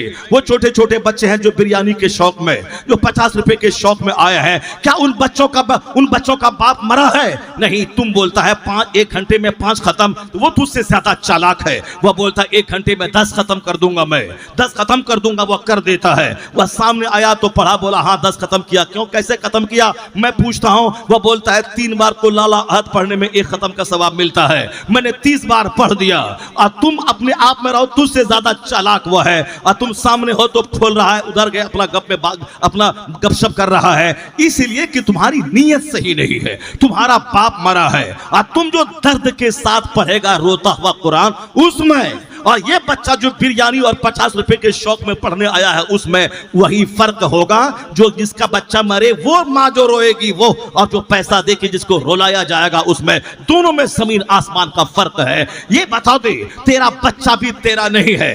वह तेरे मरने के बाद तीजा में वह नेता को दावत देता है, वह दारोगा को दावत देता है, वह गाली बकने वाले पुलिस वाले को दावत देता है, वह झूठ बोलने वाले नेता को दावत देता है, वह मर्डर करने वाले डकैत को दावत देता है। क्यों दावत देता है? वह डकैत की क्या जरूरत है 40वां में, वह डकैत की क्या जरूरत है तीजा में, वह डकैत की क्या जरूरत है चहर्रम की महफिल में? नहीं, क्योंकि वहां इसाले सवाब मकसद हो कि मेरा बाप मरा है, उसकी कब्र में बिच्छू है कि सांप है, कि कोई मतलब नहीं। मतलब है कि बाप की डेड बॉडी पे बेटा राजनीति कर रहा है। राजनीति यही कि मैं डकैत को बुलाऊंगा बाप के तीजा के नाम पे, ताकि वह डकैत मेरा काम आएगा। दारोगा को बुलाऊंगा, वह दारोगा मेरे काम आएगा। नेता को बुलाऊंगा, वह मुझे इलेक्शन में टिकट देके वोट करवाएगा। तो तुझे जब तू मरने के बाद तेरा बेटा तेरा नहीं है, वह तेरी लाश पे राजनीति कर रहा है, वह तेरी लाश पे गोंडों डकैतों गलंडरों को बुला रहा है, तो तू किसके लिए मर रहा है? तू किसके लिए नमाज छोड़ रहा है? किसके लिए जाके सऊदी अरब में ऊंट चरा रहा है? किसके लिए तू झूठ बोल रहा है? किसके लिए तू सूद खा रहा है? इसी नाग को दूध पिला पिला के पाल रहा है, जो तेरा जनाजा पढ़ने के काबिल नहीं रहेगा, जो जनाजे की दुआ जिसको याद नहीं है, जो चहर्रम और ताजिया में डकैतों चोरों और गलंडरों को बुलाएगा, अपनी राजनीति की दुकान चमकाएगा, उसकी खातिर तू नमाज छोड़ रहा है, उसकी खातिर तू ज़कात नहीं दे रहा, उसकी खातिर तू हज में ताखीर कर रहा है, उसकी खातिर तू 24 घंटे मारे मारे फिर रहा है। अकलमंद वही है जो दूसरों को देख के अपने अपने अपने आखिरत की खबर ले, जो दूसरों को देखकर सबक हासिल करे। जब ये तेरा नहीं है, जो तेरी कब्र पे जाके फातिहा पढ़े, तो तू उसके लिए अपनी आखिरत क्यों बर्बाद कर रहा है? उसके लिए अपनी जन्नत में क्यों आग लगा रहा है? देख तेरे पैगंबर क्या कहते हैं। मुस्तफा ने कहा है, मिन शर्रि नासे मंज़िलतन यौमल क़यामा अज़हबा आखिरतहु बेदुनिया गैरिही। मुस्तफा कहते हैं क़यामत के दिन मर्तबे के एतबार से सबसे बुरा आदमी वह होगा जो दूसरों की दुनिया बनाने के लिए अपनी आखिरत को बर्बाद कर दिया हो, जो दूसरों की दुनिया बनाने के लिए अपनी आखिरत को बर्बाद कर दिया हो, जो बाल बच्चों की दुनिया बनाने के लिए अपनी नमाज अपने रोजे को तबाह बर्बाद कर दिया हो, अपनी जन्नत में आग लगा दिया हो। अकलमंद है वो जो बच्चों को पाले अपनी जन्नत बचा के, जो बीवी को पाले अपनी जन्नत बचा के, जो मकान बनाए अपनी जन्नत बचा के, जो गाड़ी खरीदे अपनी जन्नत बचा के। इस्लाम ये नहीं कहता कि तू मकान दुकान गाड़ी मत कर, मकान बना ईमान बचा के, तो अब ईमान बचा के, आखिरत बचा के, जन्नत बचा के। ऐसी दौलत मत जमा कर जिसमें ईमान रुखसत हो जाए, जिसमें आमाल रुखसत हो जाए, जिसमें जन्नत खत्म हो जाए, जिसमें जहन्नम मेरी तकदीर बन जाए। अगर इन दौलतमंद बनना है, उस्मान गनी का मुताला कर के दौलत बढ़ती जाती है, खैरात बढ़ती चली जाती है। अगर तुम्हें मुत्तकी बनना, नमाजी मौला अली का मुताला कर, तो मौला अली का मुताला कर, जिंदगी बढ़ती जाती है, सजदा बढ़ता जाता है, तकवा बढ़ता जाता है। फिर मौलाई करने से काम नहीं चलेगा। ए चर्सियों, ए भंगियों, ए शराबियों, ए ताड़ी पीने वालों, ए मौला अली के नाम पे ताजिया में काफिरों की तरह नाचने वालों, वो मौलाई वो नहीं है जो नाचता हो, जो चरस पीता हो, जो शराब पीता हो। असल मौलाई वो है जो रात भर सजदा करता हो और दिन भर जिहाद करता हो। वह नहीं भी बोलेगा मौलाई, तो मौला अली कयामत के दिन बोलेगा तू मेरा है। उसको जिसको कहते अली तू मेरा है, वह मौला अली के साथ वो जन्नतुल फिरदौस में जगह पाएगा।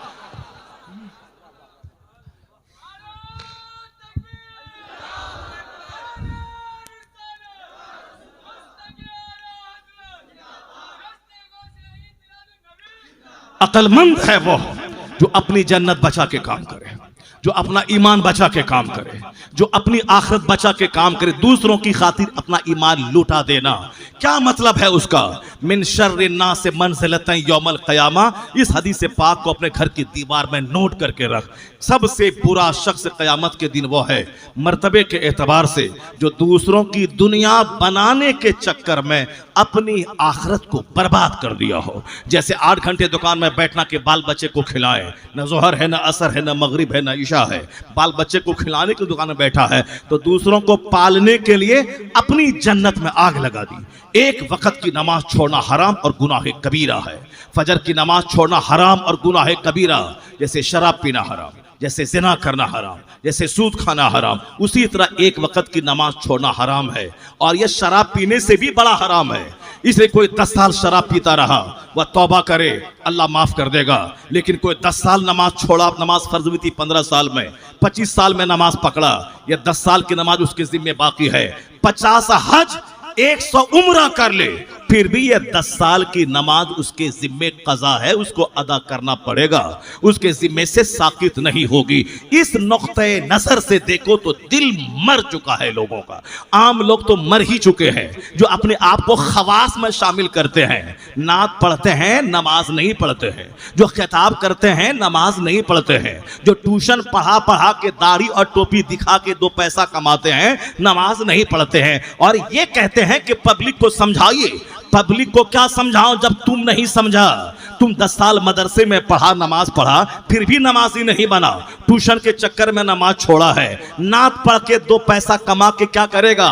घर बनाएगा, बच्चा रहेगा और बच्चे की बीवी रहेगी, और 2 पैसा कमा के क्या करेगा? दुकान खोलेगा और मरेगा। कल 2024 में वह दुकान रह जाएगी तेरे बच्चों के लिए। ये पता तेरा क्या होगा? तू जो फजर छोड़ा, जोहर छोड़ा, असर छोड़ा, मगरिब छोड़ा, ईशा छोड़ा, एक दिन में 5 बार गुनाहे कबीरा नमाज छोड़ के किया।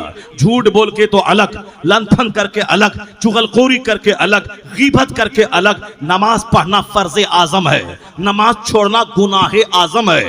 ये गुनाहे आजम जो तू करता रहा, जब तेरा दिल नहीं हिला, गुटखा खाता रहा, पान चबाता रहा, और साहब जुब्बा झाड़ता रहा, और साहब सर में तेल लगाता रहा, और टोपी बरकाती झाड़ता रहा, और फजर गायब, जोहर गायब, असर गायब, मगरिब गायब, ईशा गायब, आराम से बैठ के साहब गुड़ खा रहा है, गुलगुल्ला खा रहा है, गुड़ पुड़िया खा रहा है। और जैसा तू वैसा तेरा मानने वाला, जो तेरा झोला ढोता है, जो तेरा पांव धो के पीता है, जो तुझको स्टेज पे बुला करके वाहवाही करता है, चूंकि तू भी नमाज का छोड़ने वाला और ये भी नमाज का छोड़ने वाला, जैसे को तैसा मिल गया, खबीस को खबीस मिल गया।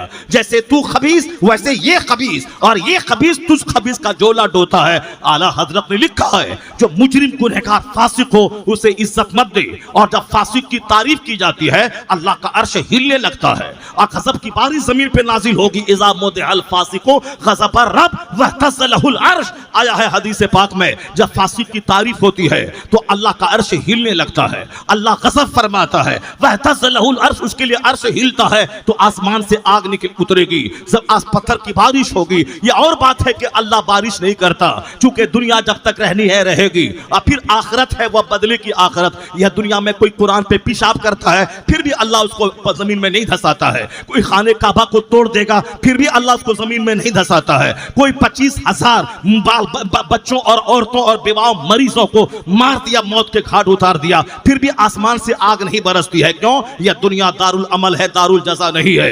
यह दुनिया काम की जगह है। ए अमल माशीता, जो तेरी तबीयत माता है कर ले। मस्जिद में बैठ के शराब पी ले, अपने घर को तवाइफ का अड्डा बना दे। जवान बेटी बॉयफ्रेंड के साथ घर में चैटिंग कर रही है, जवान बेटा गर्लफ्रेंड से चैटिंग कर रहा है, बाप जवान वो दूसरी औरत से चैटिंग कर रहा है, जवान माँ दूसरे मर्द से चैटिंग कर रही है। ये बताइए 50 लाख का जो घर बनाया है, ये घर बनाया है या तवाइफ का कोठा बनाया है? यही काम तो तवाइफ के कोठे पे होता है जो काम तेरे घर में हो रहा है। ये मोबाइल में जवान बेटी अलग चैटिंग, जवान बेटा अलग चैटिंग, ये जवान बाप अलग चैटिंग, ये जवान माँ अलग चैटिंग। ये घर है कि तवाइफ का कोठा है? देखने में लगता है 10 मंजिला घर, मगर वहां तवाइफों से बदतर काम होता है। शोहर रहे सऊदी अरब में और यहाँ ट्यूटर हॉकर से मुंह काला हो रहा है, और कहा जाता तू ही रह, आने की जरूरत नहीं है, तेरा सारा काम यहाँ हो रहा है, तेरे बच्चे भी पढ़ रहे हैं, तेरी दुकान भी चल रही है, तेरी बीवी का भी सारा काम हो रहा है। यानी फौजी फौज में अब पड़ोसी मौज में, और वो 10 साल के बाद आता बोलता बीवी मेरी, तेरी बीवी कहाँ है? वो बोलता बच्चा मेरा, तेरा बच्चा कहाँ है? इसी 2 पैसे कमाने के लिए बच्चों को बर्बाद किया, औरतों को बर्बाद किया। जो मस्जिदें उजाड़ेगा अल्लाह उसकी जिंदगी का सुकून उजाड़ देगा, चैन उजाड़ देगा। इसलिए कि सुकून पाने का सबसे बड़ा जरिया है अल्लाह रब्बुल इज्जत की इबादत। सजदे में सुकून है, इबादत में सुकून है, रियाजत में सुकून है, जिक्र में सुकून है, दुरूद में सुकून है। चाहे 1000 हाथ पार मारे, मरेगा यहाँ, वहां जहन्नम में जलेगा। और जो जन्नत बचा के दुनिया में भाग दौड़ करे, नमाज बचा के करे, वो यहाँ भी मस्त रहेगा, मरने के बाद मुस्तफा की शफाअत से मुस्तफा की जन्नत का हकदार हो जाएगा।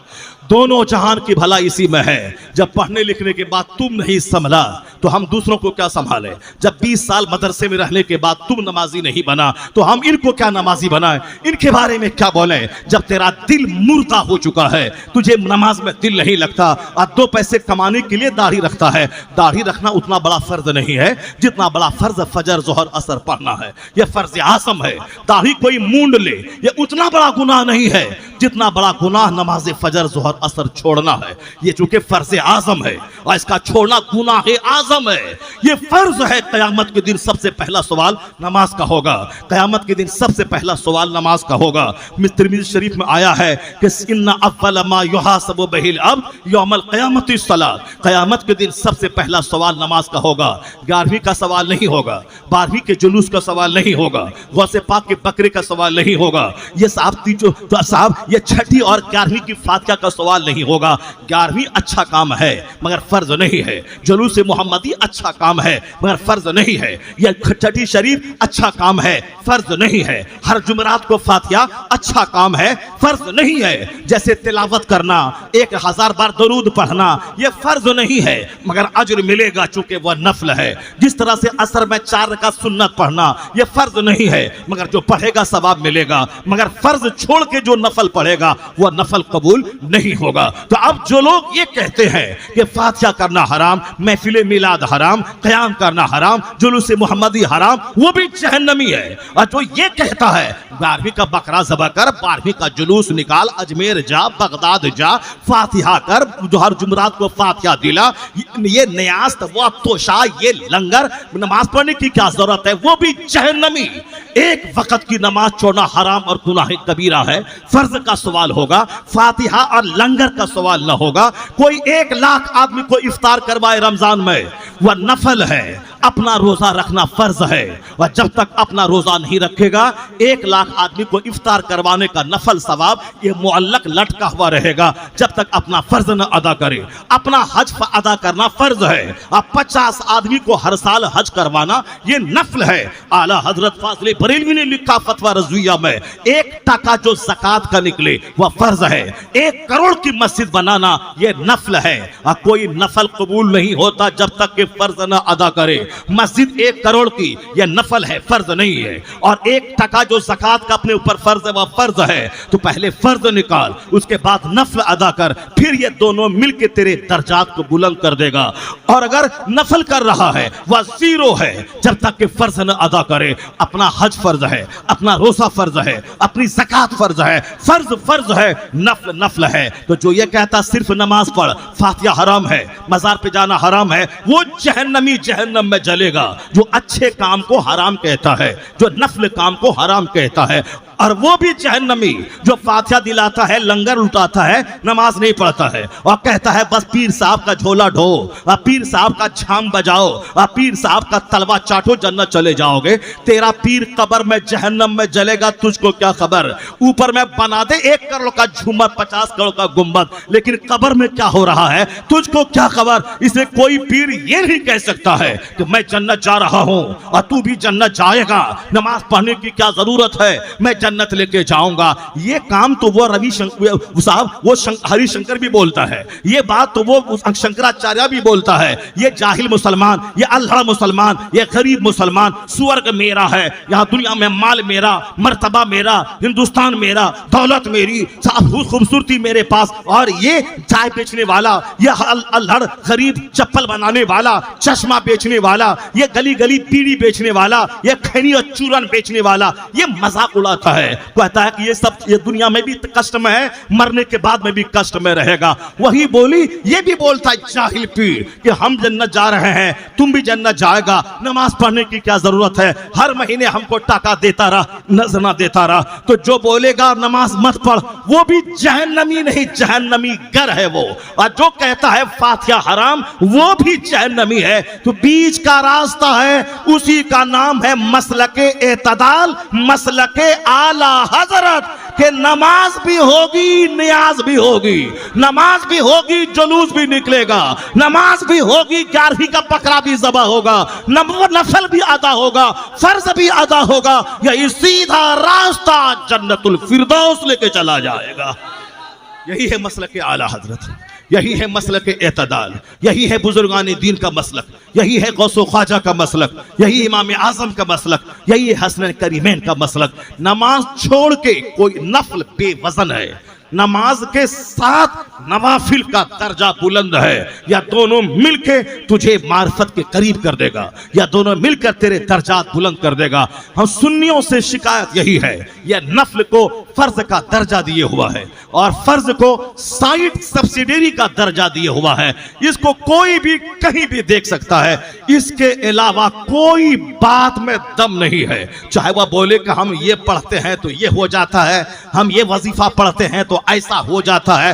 कोई वजीफा पढ़, मुस्तफा से बढ़कर कोई वजीफा नहीं है, सरकार की तालीम से बढ़कर कुछ नहीं है। इस्लाम है ही वह, मैंने खुदा को नहीं देखा, मुस्तफा ने कहा खुदा है, मैंने मान लिया। कुरान हम पर नाजिल नहीं हुआ, हुजूर ने कहा यह अल्लाह का कलाम है, हमने मान लिया। हुजूर की जबान से कुरान भी निकल रहा है और हुजूर की जबान से कुरान की तशरीह हदीस भी निकल रही है, मगर मुस्तफा कहते हैं यह अल्लाह का कलाम है। वो कहते हैं ये मेरी बात है। तो हुजूर की जबान से दोनों चीजें निकल रही, जो अल्लाह का कलाम आप पर नाजिल हुआ वह भी मुस्तफा कहते हैं लिखो, और जो मुस्तफा उस कलाम की तशरीह और तौज़ीह हदीस की सूरत में करते हैं वो भी कहते हैं लिखो। तो हमने तो नहीं जाना कि कुरान हम पर तो नाजिल नहीं हुआ, वह तो मुस्तफा पे नाजिल हुआ। तो अब हम आंख बंद करके ब्लाइंडली मुस्तफा की बात को मान रहे हैं। जो कुछ हुजूर ने कहा वो हक है, हुजूर से हट के कुछ नहीं है। वही है साहिब शरीयत, वही मुस्तफा जाने रहमत ही है, वो हमें खुदा की मार्फत देने वाले,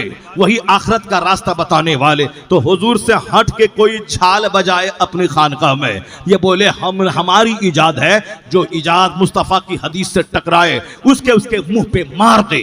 सुन्नत से हटकर, कुरान से हटकर, सुन्नत को जिस सहाबा ने समझा उससे हटकर, जिस ताबईन ने उस सहाबा से रोशनी हासिल की उससे हटकर, आइम्मे मुजतहिदीन ने जो सहाबा और तबे ताबीन से नूर हासिल किया उनसे हटकर कोई रास्ता अलग से कोई पैदा कर रहा है और वो रास्ता इस्लामी अहकाम से टकराता हो, वो रास्ता उसके मुंह पे मार दिया जाएगा। वो जहन्नम का रास्ता है, वो जन्नत का रास्ता नहीं है। जन्नत का रास्ता यह है, मुस्तफा ने फरमाया है अल्लाह पर ईमान, आखिरत पर ईमान, जन्नत जहन्नम पर ईमान। अल्लाह ही रोजी देने वाला है और झूठ बोल के रोजी मत कमा जब अल्लाह रोजी का मालिक है।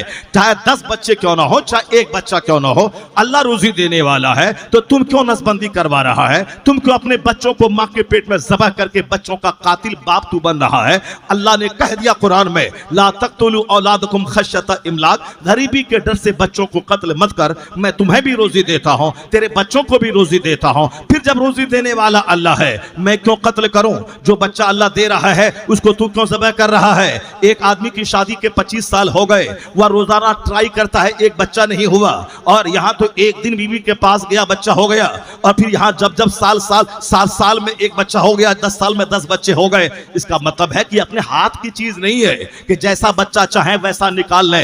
ये कोई फैक्ट्री नहीं है कि उस फैक्ट्री से माल तैयार कर ले। अगर फैक्ट्री है तो वह बांझ है, वो औरत बांझ है, वह शौहर तड़प रहा है। 50 बार अजमेर गया, बच्चा नहीं मिला।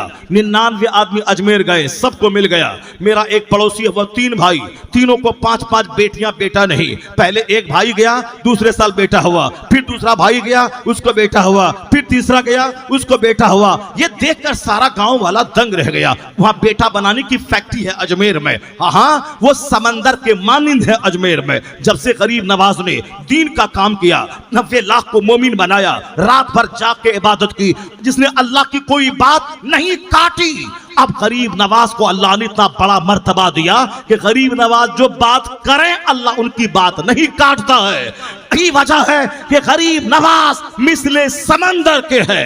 हिंदू जाए वो भी लाता है, पारसी जाए उसको भी भीख मिलती है, क्रिश्चियन जाए उसको भी भीख मिलती है। तो भीख मिलने का मतलब ये नहीं कि गरीब नवाज हमसे खुश है। अगर कोई कलकत्ता का कोई पाखंडी, कोई डकैत और चोर फॉर्चूनर लेके चला जाए अजमेर, वहां चाबी जाके फेंक दे और बोले बाबा ये आपने फॉर्च्यूनर हमको दिया है, आपने फॉर्च्यूनर हमको दिया है, आपने फॉर्च्यूनर हमको दिया है, हम उसको लेके आए हैं। क्या मतलब? बाबा यही बोलता कि डकैती करो, चोरी करो और चोरी की फॉर्च्यूनर खरीद के यहाँ आ जाओ, हमारे दरवाजे पे चाबी फेंक दो और तू बोलो कि हमने बाबा के आशीर्वाद से ये फॉर्च्यूनर खरीदा है। वह मिसले समंदर के है, वहां सब समाते हैं, क्रिश्चियन हो, सिख हो, यहूदी हो, मगर सबको भीख मिलती है, मगर सबको देखकर गरीब नवाज का चेहरा नहीं खिलता है।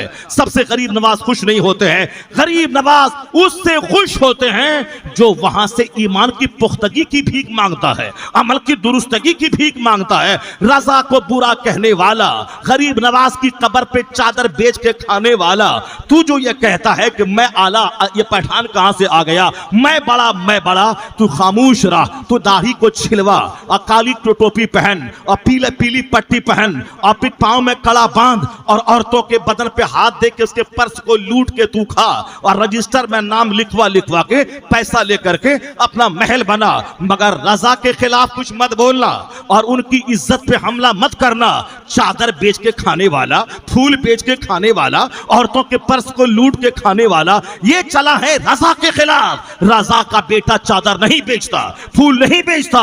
रजा का बेटा मुफ्ती आजम हिंद फतवा लिखता है, किताबें लिखता है, मदरसा कायम करता है, दीन बचाता है। मुफ्ती आजम हिंद का नवासा ताजुश शरिया अख्तर रजा खां चादर नहीं बेचता है, फूल नहीं बेचता है, किताबें लिखता है, जामिअतुर रजा कायम करता है, दुनिया के मसाइल को हल करता है, दीन की खिदमत करता है। अख्तर रजा का बेटा असद मियां वो चादर नहीं बेचता है, वह फूल नहीं बेचता है, वह दीन की खिदमत कर रहा है। तो चादर बेच के खाना और है और दीन बचा के इज्जत से जीना और है।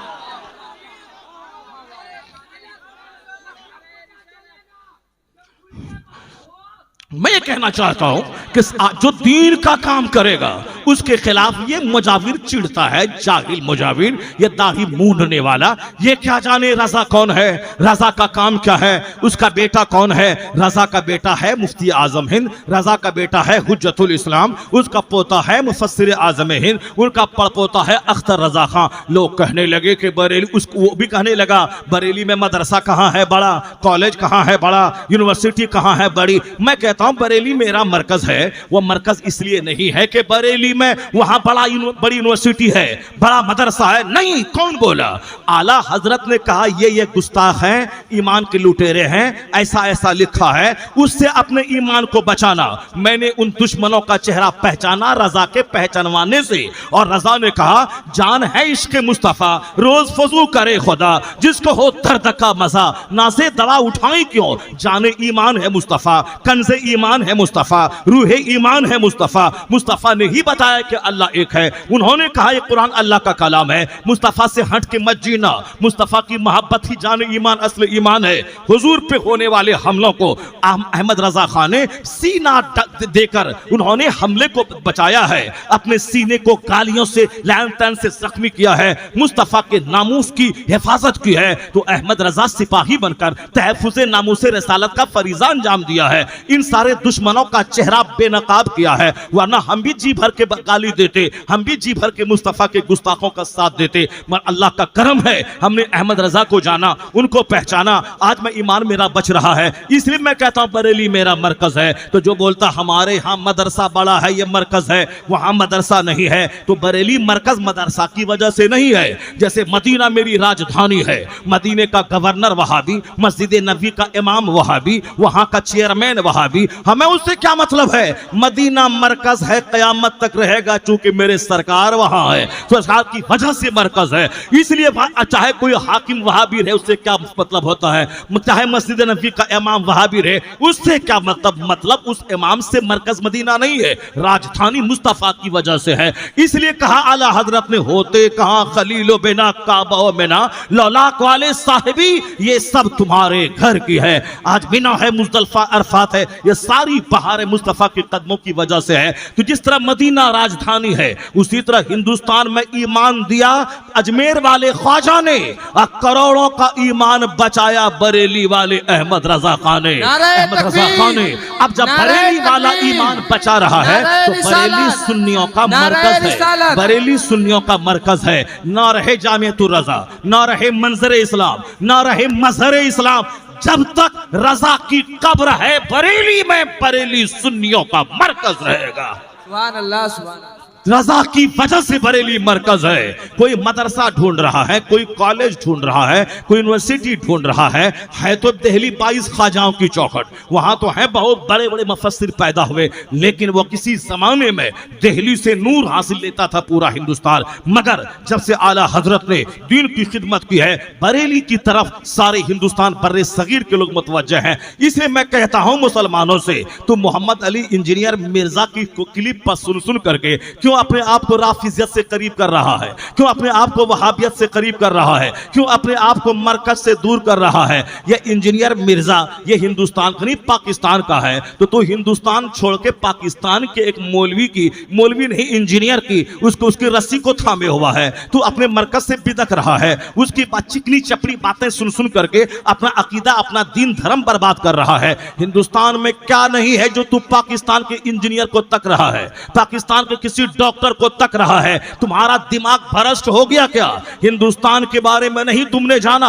अमेरिका से अच्छा हिंदुस्तान हमारा, चाइना से अच्छा हिंदुस्तान हमारा, जापान से अच्छा हिंदुस्तान हमारा, पाकिस्तान से अच्छा हिंदुस्तान हमारा, बांग्लादेश से अच्छा हिंदुस्तान हमारा, नॉर्वे कनाडा से अच्छा हिंदुस्तान हमारा, यानी इन सारे जहां से अच्छा हिंदुस्तान हमारा। हम बुलबुलें हैं इसकी, ये गुलसिता हमारा। जब हिंदुस्तान सबसे अच्छा है क्यों देखता है पाकिस्तान की तरफ? तुम्हारे ख्वाजा यहाँ है, रजा यहाँ है, मुफ्ती आजम हिंद यहाँ है, ताजुल शरिया यहाँ है, मुफस्सिर आजम हिंद यहाँ है, महबूब इलाही यहाँ है, कुतुबुद्दीन बख्तियार काकी यहाँ है, मखदूम बिहारी यहाँ है, अलाउल पंडवी यहाँ है, गौसे बंगाला यहाँ है। जब सब कुछ यहाँ है तो पाकिस्तान का इंजीनियर को क्यों ताकता है? जब ताजुल शरिया यहाँ है, उनका बेटा कायदे अहले सुन्नत यहाँ है, जब आज दुनिया का बड़ा मुहद्दिस कबीर यहाँ है, तो क्यों इंजीनियर को रस की रस्सी थामता है? मरकज से जुड़ा रहा, ईमान बचेगा, अकीदा बचेगा, दुनिया बचेगी, उक़बा बचेगा। क्यों पाकिस्तान देखता है, क्यों उसकी रस्सी पकड़े हुआ है? जब तुम्हारे मुल्क में सब कुछ है, कौन है जो कायदे मिल्लत का जवाब हो? कौन है जो मुहद्दिस कबीर का जवाब हो? जब यहाँ बरेली है, किचोछा है, जब यहाँ बाबा तैग अली मौजूद है, और सुन ले बाबा तैग की कहानी, वही मुजफ्फरपुर, वही महवा, वही वैशाली है जहाँ के लोग मजदूरी करते थे, जहाँ के लोगों के पास खाने को दाना नहीं था, लेकिन वह फकीर ने अल्लाह की क्या इबादत की, अल्लाह की कैसी इबादत की, अल्लाह को कैसे राजी किया, अल्लाह से कैसी भीख मांगी। वैसा उन्होंने सोचा कि अब तो मैं कब्र में जाऊंगा, मैं तो जन्नत में जाऊंगा ही, लेकिन जिन लोगों ने हाथ चूमा है, जिन लोगों ने मेहनतें की हैं, जिन लोगों ने मुझको चाहा है, गांव गांव घूमकर महफिले मिलाद पढ़कर मदरसा कायम करके आला हजरत के फिक्र को लोगों में बिठा करके वो काम किया कि आज अकीदा भी मजबूत है और दुआ दे दी जाओ, तुम्हारे लूहा लक्कड़ में बरकत है, तुम्हारे टायर में बरकत है, तुम्हारे तुम्हारे तुम्हारे ट्यूब में बरकत है। आज पूरे हिंदुस्तान में वह टायर वाला, वैशाली वाला, अगर कहीं लूहा लक्कड़ वाला, वैशाली वाला, मुजफ्फरपुर वाला, तो एक वली की दुआ से तेरा घर भी बन रहा है, गाड़ी भी आ रही है। जब वली की दुआ से ये सारी बहार है तो वली के फरमान के मुताबिक जी, नमाज पढ़, रोजा रख, हज व ज़कात अदा कर, सुन्नतों पे अमल कर। जैसे यहां दौलत मिली है वैसे वहां जन्नत मिलेगी। दोनों जहान की राहत बुजुर्गों की बात मानने, उनकी बात पे अमल करने में है, वरना दौलत तो गरीब नवाज सिख को भी देते हैं, इतनी दौलत देते हैं कि तू क्या दौलत कमाएगा। एक बार सिख पंजाब का आया था, कोई मुजाविर उसके लिए दुआ करने को तैयार नहीं था, फटीचर क्लास का कपड़ा फटा हुआ, एक को बोला पढ़ दो इसके लिए दुआ कर दो, वह बेचारा जैसे तैसे दुआ कर दिया। वो मुजाविर, वो पंजाब का सिख 3 साल के बाद जब लौट के आया, कहा वो जो दुआ किया था मेरे लिए वो कहाँ है, कोई नहीं बता रहा था। एक कार्ड था, उस कार्ड के हिसाब से बोला ये बताओ ये कहाँ है जो मेरे लिए दुआ किया था। कहा अरे वो लड़का है छोकरा दुआ किया होगा। उसको ढूंढ ढूंढ के निकाला 3 दिन के बाद, और उनको कहा कि तुमने मेरे लिए दुआ की थी बाबा के यहाँ, चलो तुम्हारे लिए छोटा सा गिफ्ट मैं लाया हूँ। उसको लेके अपने होटल ले गया, होटल में सूटकेस खोला, सूटकेस नोट से भरा हुआ था। कहा कितना है? कहा 3 करोड़ रुपया है इसमें, 3 करोड़ रुपया है, ले ले तेरा गिफ्ट है, यानी उसका बहुत बड़ा काम खरबों अरबों का हो गया। जो प्रॉपर्टी सेल नहीं हो रही थी, बाबा के करम से प्रॉपर्टी सेल हुई, उसके लिए 3 करोड़ रुपया कुछ नहीं, वह गिफ्ट लाया दिया। वह डर गया कि हम फंस न जाए, कहा डरो मत, कोई प्रॉपर्टी मकान उकान हो तो देखो, मैं यहाँ रहता हूँ अजमेर में, वो रेखा ढूंढा, वहां तो प्रॉपर्टी बिकती रहती, कौन बोला प्रॉपर्टी नहीं मिलती है। अभी 10 करोड़ रुपए रहे तो अभी जकरिया स्ट्रीट में मकान मौजूद है, वहां लोग ले सकता है। पैसा नहीं है तो 1 टका में कोई देगा तो नहीं है, जब पैसा रहे तो 1 अरब में कोई प्रॉपर्टी बिकेगी तो 1 अरब में प्रॉपर्टी बंदा खरीद लेता है। 4000 करोड़ में मुकेश अंबानी ने होटल खरीदा है न्यूयॉर्क में, और साहब उन्होंने होटल खरीदा है रेस्टोरेंट बर्तानिया की राजधानी लंदन में। पैसा बोलता है, पैसा रहे तो लंदन में जमीन अवेलेबल है, अब पैसा नहीं रहे तो पंचनू ग्राम के वह गली कूचे में आज से 20 साल पहले जब मैं मदरसे हजरत के मदरसे में आया था, आज से 15 साल पहले, उस वक्त चारों तरफ पानी ही पानी, तालाब ही तालाब था। मदरसे के पीछे में तालाब, उधर तालाब, इधर तालाब। अब क्या हाल है हमको नहीं मालूम है, उस तालाब के जमाने में मैं आया था, लेकिन और इस इलाके में भी आया था, क्या हाल था। और अभी देखें साहब 10-10 मंजिला मकान बन रहा है। यानी मतलब ये निकला कि आज पैसा रहे तो कुछ भी हो सकता है, नहीं रहे तो सस्ते में जमीन मिलती थी, नहीं था पैसा। आज पैसा है, आदमी जकराइशी में पैसा मकान ले रहा है, लंदन में ले रहा है, पैसा चाहिए। बोला खरीदो प्रॉपर्टी, कोई देखो मैं यहाँ रहता हूँ, रजिस्ट्रेशन करवा के तुझको दे दूंगा, मैं चला जाऊंगा। तुझको डर लगता है ना। उन्होंने प्रॉपर्टी देखा, पैसे दे के रजिस्ट्रेशन करवाया, तब वह सिख लौट के पंजाब गया। गरीब नवाज के यहाँ कितने लोग रहते हैं, मगर जब किसी को खुसूसी नजर उठा के देख लेते हैं तो खाकपति अरबपति बन जाता है, करोड़पति बन जाता है। तो इसलिए बुजुर्गों की दुआओं में सब कुछ है, मगर इतना याद रखना, जिस तरह वह सिख पंजाबी जन्नती नहीं है, काफिर दुनिया ही में चाहे खरबों में खेले अरबों में खेले, मरा सब खेल खत्म। यहाँ वह ब्लड डोनेट कर दे, यहाँ 1 करोड़ कंबल बांट दे, दुनिया में बेनिफिट मिलेगा, यानी उससे माल बढ़ेगा, उससे तंदुरुस्ती बढ़ेगी, कारोबार बढ़ेगा। जन्नत नहीं मिलेगी, जन्नत मिलेगी उसको जिसका ईमान सलामत रहा, जो ईमान लेके दुनिया से गया, उसके लिए खरबों साल अरबों साल की जन्नत उसके लिए है। और दुनिया में काफिर अगर कोई अच्छा काम करेगा, उसका बदला दुनिया ही में उसको मिल जाएगा। जैसे हॉस्पिटल कायम करेगा, कैंसर का इलाज करवाएगा, नेत्रदान शिविर लगाएगा, गरीबों में कंबल बांटेगा, ब्लड डोनेट करेगा, उसका बदला यही मिलेगा। और मिलता है। बहुत सारे पंजाबी और मारवाड़ी हैं जिनके दरवाजे पे रोजाना फकीरों की भीड़ लगी रहती है। उनकी अरबपति बीवियां वह दरवाजे पे हांडी में चावल और दाल लेके फकीरों में वह चावल और दाल तकसीम करती हैं। उनको पूछे कि क्या मिला, तब बताएंगे पहले 1 दुकान थी, आज 50 दुकान है, पहले 1 करोड़ था, आज 50 करोड़ रुपए हमारे पास हैं, जब से इन गरीबों की मैंने सेवा की है। जो काम इस्लाम ने सिखाया था, इस्लाम ने सिखाया था, ईदगाह जाने से पहले सदका फित्र निकाल दे, तुम कुर्बानी के दिन 1 लाख का बकरा क्यों न खरीदो, उसको 3 हिस्से में कर दे, 1 हिस्सा अपना खा, 1 दोस्त को दे, 1 गरीबों को दे। जमीन से फसल उगती है, चाहे धान हो, गेहूं हो, खीरा हो, ककड़ी हो, उसका उश्र निकाल, निस्फ उश्र निकाल। अपने पानी से, आसमान के पानी से हुआ है तो 10 में 1 निकाल दे। अगर बारिश और खरीद के पानी से फसल हुई है तो निस्फ उश्र यानी 20वां हिस्सा निकाल दे। फसल पैदा हो तो गरीबों को दे, कुर्बानी कर तो गरीबों को दे, ईदगाह जाओ, जाने से पहले फितरा गरीबों को दे। 1 लाख रुपया है, 2500 गरीबों को दे दे। 1 करोड़ रुपया है, 2.5 लाख रुपए गरीबों को दे दे। ये इस्लाम ने कहा है, गरीबों को दे। वह शख्स मोमिन कामिल नहीं जो खुद पेट भर के खा ले, उनका पड़ोसी भूखा रहे। ये मुस्तफा ने कहा है। वह मोमिन नहीं है अल्लज़ी यशबा वजारहु जाइउम बेजंबी, जो फूट पेट भर के खाए उसका पड़ोसी भूखा रहे, वह मोमिन नहीं। मुस्तफा कहते हैं ला युमिनु अहदुकुम हत्ता युहिब्बा लिअखी मा युहिब्बु लिनफ्सी। वह शख्स मोमिन कामिल नहीं जो अपने लिए वह चीज पसंद करता, जो चीज पसंद करता हो, जब तक वह दूसरों के लिए पसंद नहीं करे उस वक्त तक वह मोमिन कामिल नहीं। तू चाहता है कि मेरा नाम अदब से कोई ले, तू भी अदब से नाम ले। तू चाहता है मेरे लिए कोई कुर्सी ला के दे, तू भी दूसरों को कुर्सी दे। तू चाहता है मैं रवाना हूं तो मुझको दरवाजे तक छोड़ा जाए, तू भी दूसरों को दरवाजे तक छोड़। अगर तू चाहता है मेरा नाम अदब से, आदाब व अलकाब से लिए जाए, तो तू भी दूसरों का नाम आदाब व अलकाब से ले। ऐसा नहीं है कि हम अपने लिए पसंद करें कुछ और दूसरों के लिए पसंद करें कुछ। वह मोमिन कामिल नहीं। ला युमिनु अहदुकुम हत्ता युहिब्बा लिअखी मा युहिब्बु लिनफ्सी। ये बुखारी शरीफ की हदीस में आया है। None of you will be a believer until he likes for other what he likes for himself.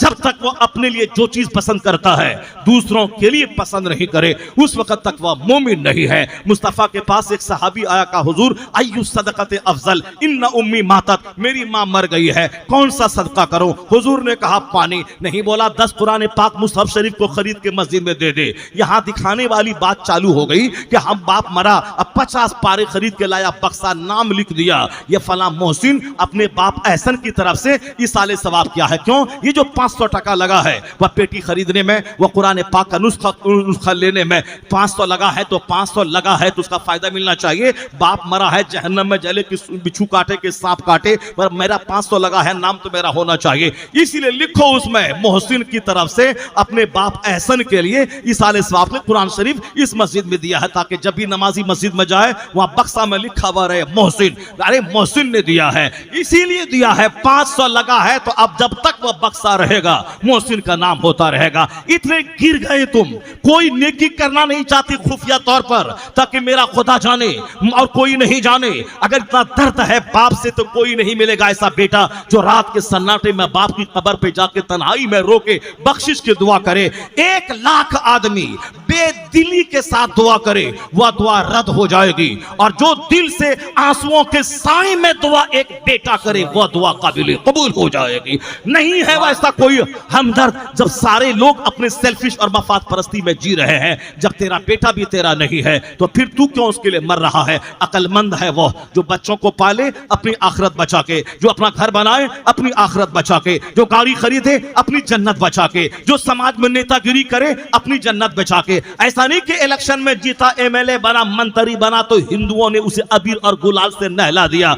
1 lakh मुरीद का पीर साहब अबीर गुलाल में नहला दिए। मोदी जी हमारे टोपी नहीं पहनते, वह कहते हैं हमारा सिद्धांत है, हमारा उसूल है। वह दूसरा आदमी है जो इफ्तार पार्टी में चला गया, मस्जिद में घुस गया, टोपी पहन लिया, जुब्बा पहन लिया, वो नहीं पहनता है। नहीं नहीं, मेरा अपना उसूल है, मैं मदरसा को डोनेशन दूंगा, मैं उसको तनख्वाह दूंगा, मैं गली सड़क बनवाऊंगा, मैं आपके लिए सब कुछ करूंगा, मगर टोपी मैं नहीं पहनूंगा, मेरा अपना सिद्धांत है। उनका सिद्धांत है वो अपने धर्म पे सख्ती से रहे, और तुम्हारा कोई सिद्धांत नहीं है। तुम जीत जाओ, इलेक्शन जीतो, अबीर गुलाल में नहा लो, शराब पी लो, नमाज छोड़ दो। नहीं, हजरत हिंदुस्तान में रहना है, इनके बीच में रहना है, कुछ तो करना पड़ेगा, सख्ती से रहिएगा, नहीं जिंदा रह पाइएगा। वो सख्ती से रहता है और तुम सख्ती से नहीं रहेगा, तुम उनका झोला ढोएगा। सबक हासिल कर उस आदित्य जोगीनाथ पंडित से, जो महंत था तो भी वही लुंगी वही कपड़ा पहनता था, लेकिन जब वह विधायक बना वही पहना। जब वह सांसद बन के दिल्ली गया, कपड़े का रंग नहीं बदला, न लुंगी बदली, न वह हाफ कुर्ता बदला। और जब वह आया मुख्यमंत्री बन के, आज भी वही लुंगी है, वही हाफ कुर्ता है, वही पीले रंग का कपड़ा है। उसको देख के सबक तो हासिल कर। वो आज तक मंदिर को नहीं भूला, चटाई को नहीं भूला, वह सब्जी रोटी को नहीं भूला, वह नीचे बैठ के खाना खाने को नहीं भूला।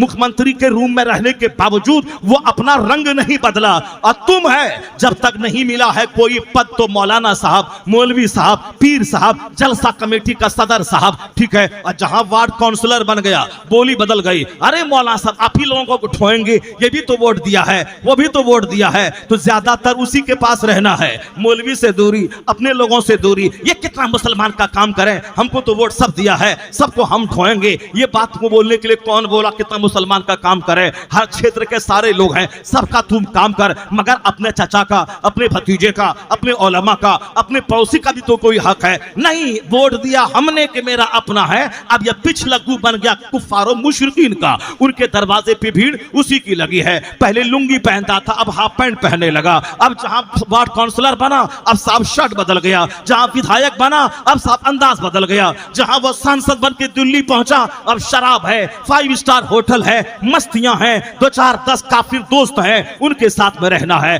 तू काउंसलर से आगे बढ़ा तो लिबास बदल गया, तेरा रंग बदल गया, तेरा ड्रेस बदल गया, तेरी बोरी बदल गई। वो पंडित जी जब महंत था तो भी वही ड्रेस था, और जब दिल्ली में था वही ड्रेस था, और जब मुख्यमंत्री की कुर्सी पे है वही ड्रेस है। उससे सबक हासिल कर, जलने की चिढ़ने की बातें मत कर। कसम खा ले, जब उसका रंग नहीं बदला, उसका धर्म नहीं बदला, तो हम भी चाहे सांसद रहे या विधायक रहे या अरबपति रहे या खरबपति रहे, मेरा मजहब नहीं बदलेगा, मेरा लिबास नहीं बदलेगा। लिबास सुन्नतों के मुताबिक, आलिमों से दोस्ती नहीं बदलेगी। मर्तबा दुनियावी बढ़ता जाएगा, मजहब से दिलचस्पी भी बढ़ती चली सुभान जाएगी। अल्लाह, सुभान अगर अल्लाह, ऐसा नारे हुआ तकबीर। तो खुदा की रहमत तेरे साथ, मुस्तफा की रहमत तेरे साथ, बुजुर्गों की अता तेरे साथ। जिसके पास सिर्फ मेहनत है, रहमत नहीं है, वो दुनिया में कामयाब है। अगर तेरे पास मेहनत भी रहे, स्ट्रगल भी रहे, जद्दोजहद भी रहे, बुजुर्गों की अता भी रहे, फरिश्तों की दुआ भी रहे, मुस्तफा की रहमत भी रहे, खुदा की बरकत भी रहे, कुफ्फार पीछे रहेंगे। हर फील्ड में मुस्तफा का गुलाम आगे नजर आएगा। हर फील्ड में मुस्तफ़ा को गुलाम आगे नजर आएगा। अब मैं आखिर में एक बात कहना चाहता हूँ, वही जहाँ से मैंने गुफ्तगू का आगाज़ किया था। अब जरा गौर से सुन लीजिए मेरी बात। मैंने क्या कहा था? उसी सुकून और राहत की तलाश में सब कुछ हो रहा है, लेकिन सुकून कहाँ है?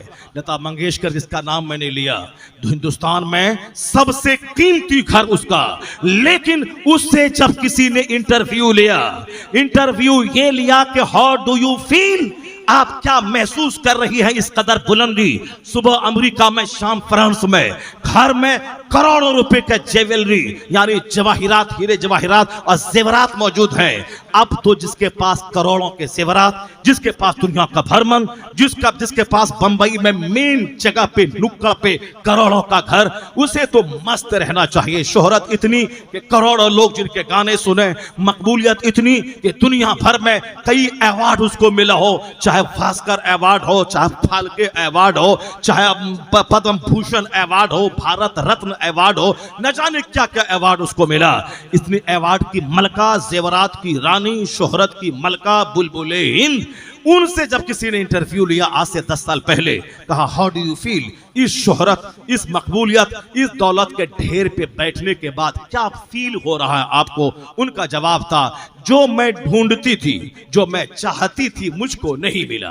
कहा अरे इतनी दौलत, शोहरत, बंबई में घर, लोग बंबई देखना चाहते हैं, और बंबई में जिसका घर हो वो कहती है कि जो मैं ढूंढती थी नहीं मिला। क्या ढूंढती थी? वो कहती हैं जिस दिन पार्टी फंक्शन घर में होता है, रिश्तेदार आते हैं, थोड़ा सा रिलैक्स फील होता है, लेकिन जब सब लोग चले जाते हैं तो दीवारें काटने दौड़ती है, तन्हाइयां अच्छी नहीं लगती है। कितनी फिल्में देखूं, कितने गाने सुनो, कितने अखबार पढ़ो, मन नहीं लग रहा, दिल खुश नहीं है, अंदर से दुखी हूं मैं, अंदर से सुकून नहीं है, करार नहीं है। एक झूठ बोल के 2 कमरे का मकान बनाने वाला, अरबों के घर में जब सुकून नहीं है तो झूठ बोल के 2 कमरा बनाने वाले को क्या सुकून मिलेगा? दूसरों की जमीन हड़प के घर बनाने में क्या सुकून मिलेगा? दलाली करके बिकी हुई जमीन को दोबारा बेच के 2 टका हराम का खाने में क्या मन लगेगा? ये तो यहाँ की बात थी। सुशांत सिंह राजपूत इसी कोरोना काल में फांसी के फंदे पे लटका। इतना स्मार्ट, इतना खूबसूरत, लीन एंड थीन जवान था वो, देखे तो देखते रह जाए, लेकिन फांसी के फंदे पे लटक गया। करोड़ों का घर, बंबई में फ्लैट है करोड़ों का, एक फिल्म साइन करने में 10 करोड़ रुपए लेने वाला। क्या तकलीफ थी जिंदगी में, झुंझला के वो जहर खा के मर गया। चूंकि हमारे बच्चों को मौलवी की बात अच्छी नहीं लगती, नहीं साहब नमाज रोजा कितना पढ़ें, क्या करें। एक बच्चा बोल रहा था अभी, उनका बाप नमाजी और हाजी है, वो हमको परसों सुना रहा था कि मेरा बेटा बोलता है कि मैं क्या नमाज पढ़ूं, जब अल्लाह ने मुझको कुछ नहीं दिया तो मैं क्या नमाज पढ़ूं। ये किसका बेटा बोल रहा है? वो हाजी साहब का बेटा और नमाजी का बेटा। बाप नमाजी है, हाजी है, अपना हाजी होना और है, बाल बच्चों में इस्लामियात सिखाना और बात है। मौली साहब हैं, पीर साहब हैं, दूसरों को सिखा रहे हैं और अपने घर में बीवी को नहीं बोलते कि नमाज नहीं पढ़ेगी तो खबरदार तेरा मेरे घर में रहना नहीं होगा।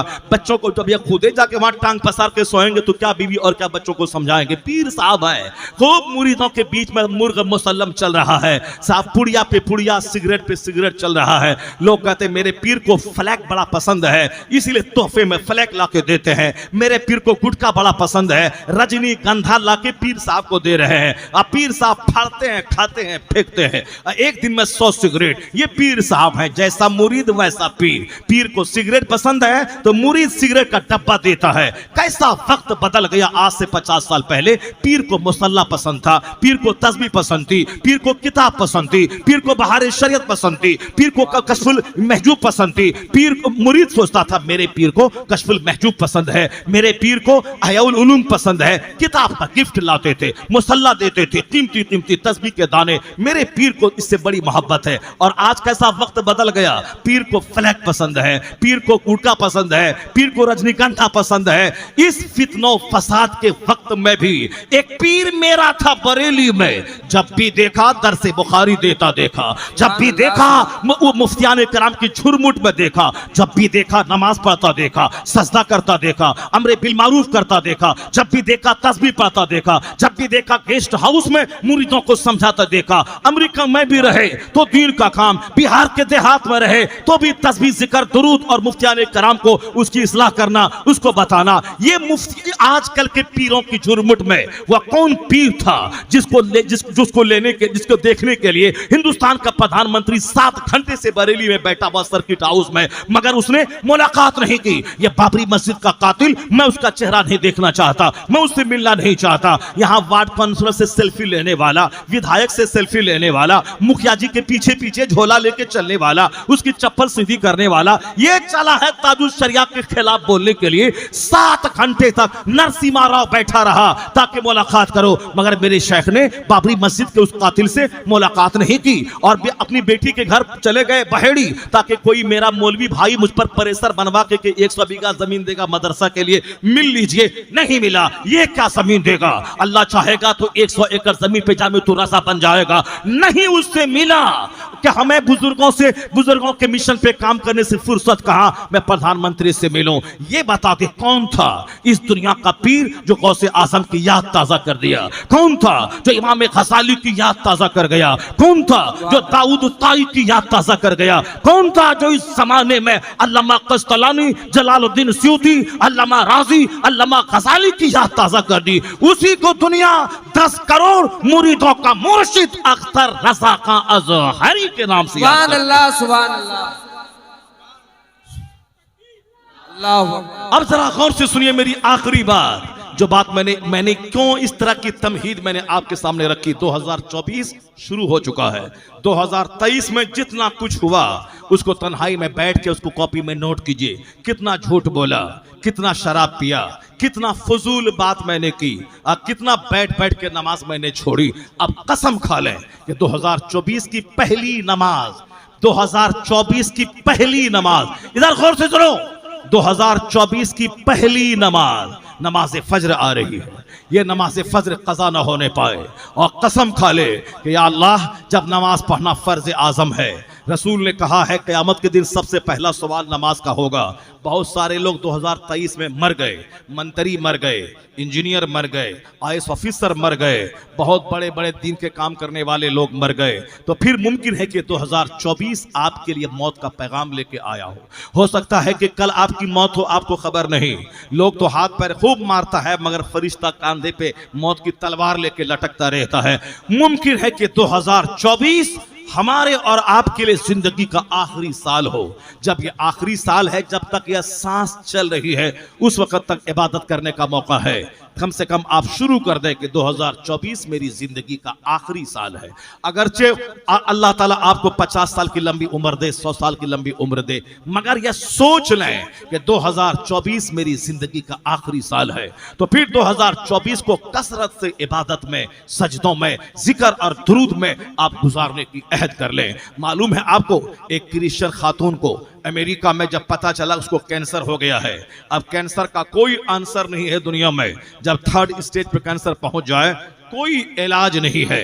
जितना भी दौड़ेगा टाटा और जितना भी दौड़ेगा कलकत्ता का हॉस्पिटल में, कुछ नहीं होने वाला है।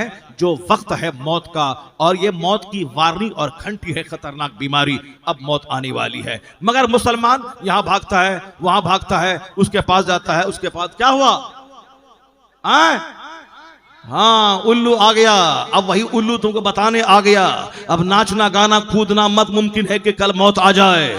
इसीलिए उस उल्लू को देख के सबक हासिल कर कि उल्लू मरेगा कयामत के दिन तो ये जहन्नम में नहीं जलेगा, जानवर मिट्टी हो जाएगा। जो कुफार रहेंगे वो कुफार देखेंगे, कहेंगे काश मैं दुनिया में मिट्टी हो गया होता, मैं पैदा नहीं होता, मेरी माँ मुझको जन्म नहीं देती। क्योंकि जहन्नम की आग तो इंसान के लिए है, जिन्नात के लिए है। वहां इंसान चाहेगा मैं बंदर हो गया होता, मैं उल्लू हो गया होता, इंसान नहीं होता कि आप तो खरबों साल की आग में जलना पड़ेगा। यह जानवर, अगर मैं ईमान की हालत में मर जाऊं जाऊं तब तो अल्हम्दुलिल्लाह मैं जानवर से बेहतर हूं, और अगर ईमान लूट गया तो ये जानवर हमसे बेहतर है कि जो जहन्नम में नहीं जाएगा मगर आपको जहन्नम में जलना पड़ेगा।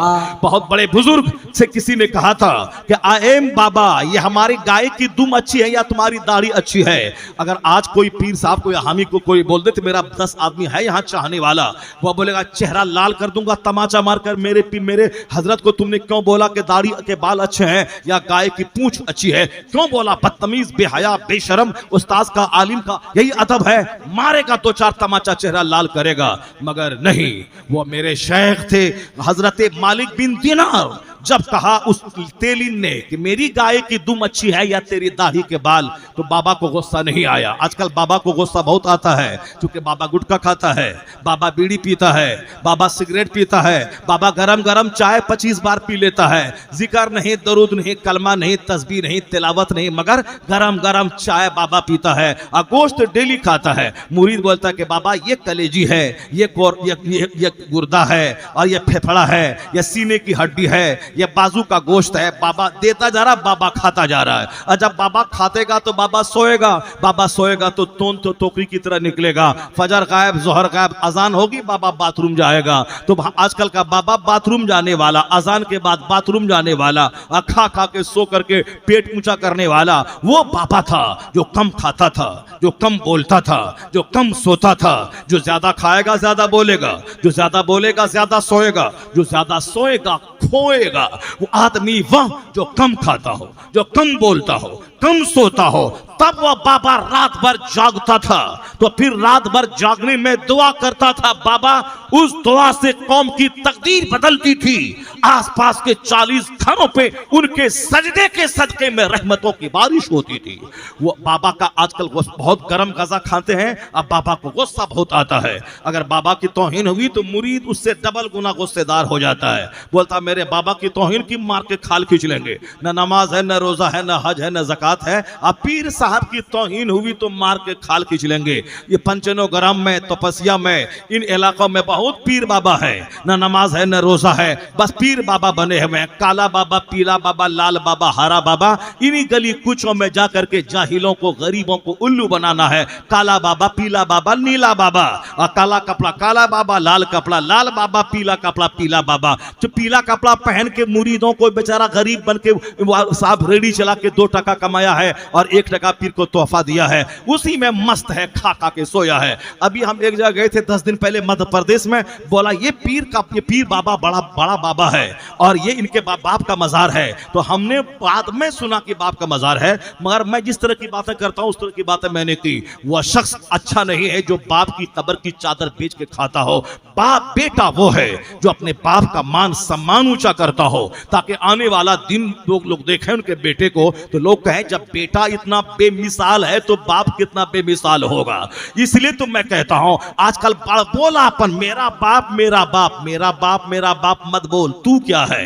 तेरा बाप बड़ा था, तू क्या है? ये मत बोल। मुजाहिद मिल्लत को देखा, मुफ्ती आजम हिंद को देखा, मैं फला मिल्लत को देखा। 50 मिल्लत रहते हैं स्टेज पर और आपस में कोई मिल्लत ही उन मिल्लतों की नहीं रहती है। ये फला मिल्लत फला मिल्लत फला मिल्लत सब आपस में टूटे हैं और कोई आपस में मिल्लत नहीं रहती इन मिल्लतों की। ये बाबा है। मैं मुजाहिद मिल्लत से मुरीद हूं, मैं मुफ्ती आजम हिंद से मुरीद हूं। क्यों घमंड? तेरा घमंड बोलता है मुफ्ती आजम हिंद कुछ नहीं थे, तेरा गुरूर बोलता है मुजाहिद मिल्लत कुछ नहीं थे। क्यों अपने से अपने उन बुजुर्गों की तौहीन करवाता है? तो इतना आजिज़ो खाकसार रह, इतना बड़ा नमाजी रह, इतना बड़ा इबादत गुजार रह। लोग तुझसे पूछे ये बता दे तू किससे मुरीद है? जब तू इतना इबादत गुजार है तो तेरा पीर कितना इबादत गुजार होगा।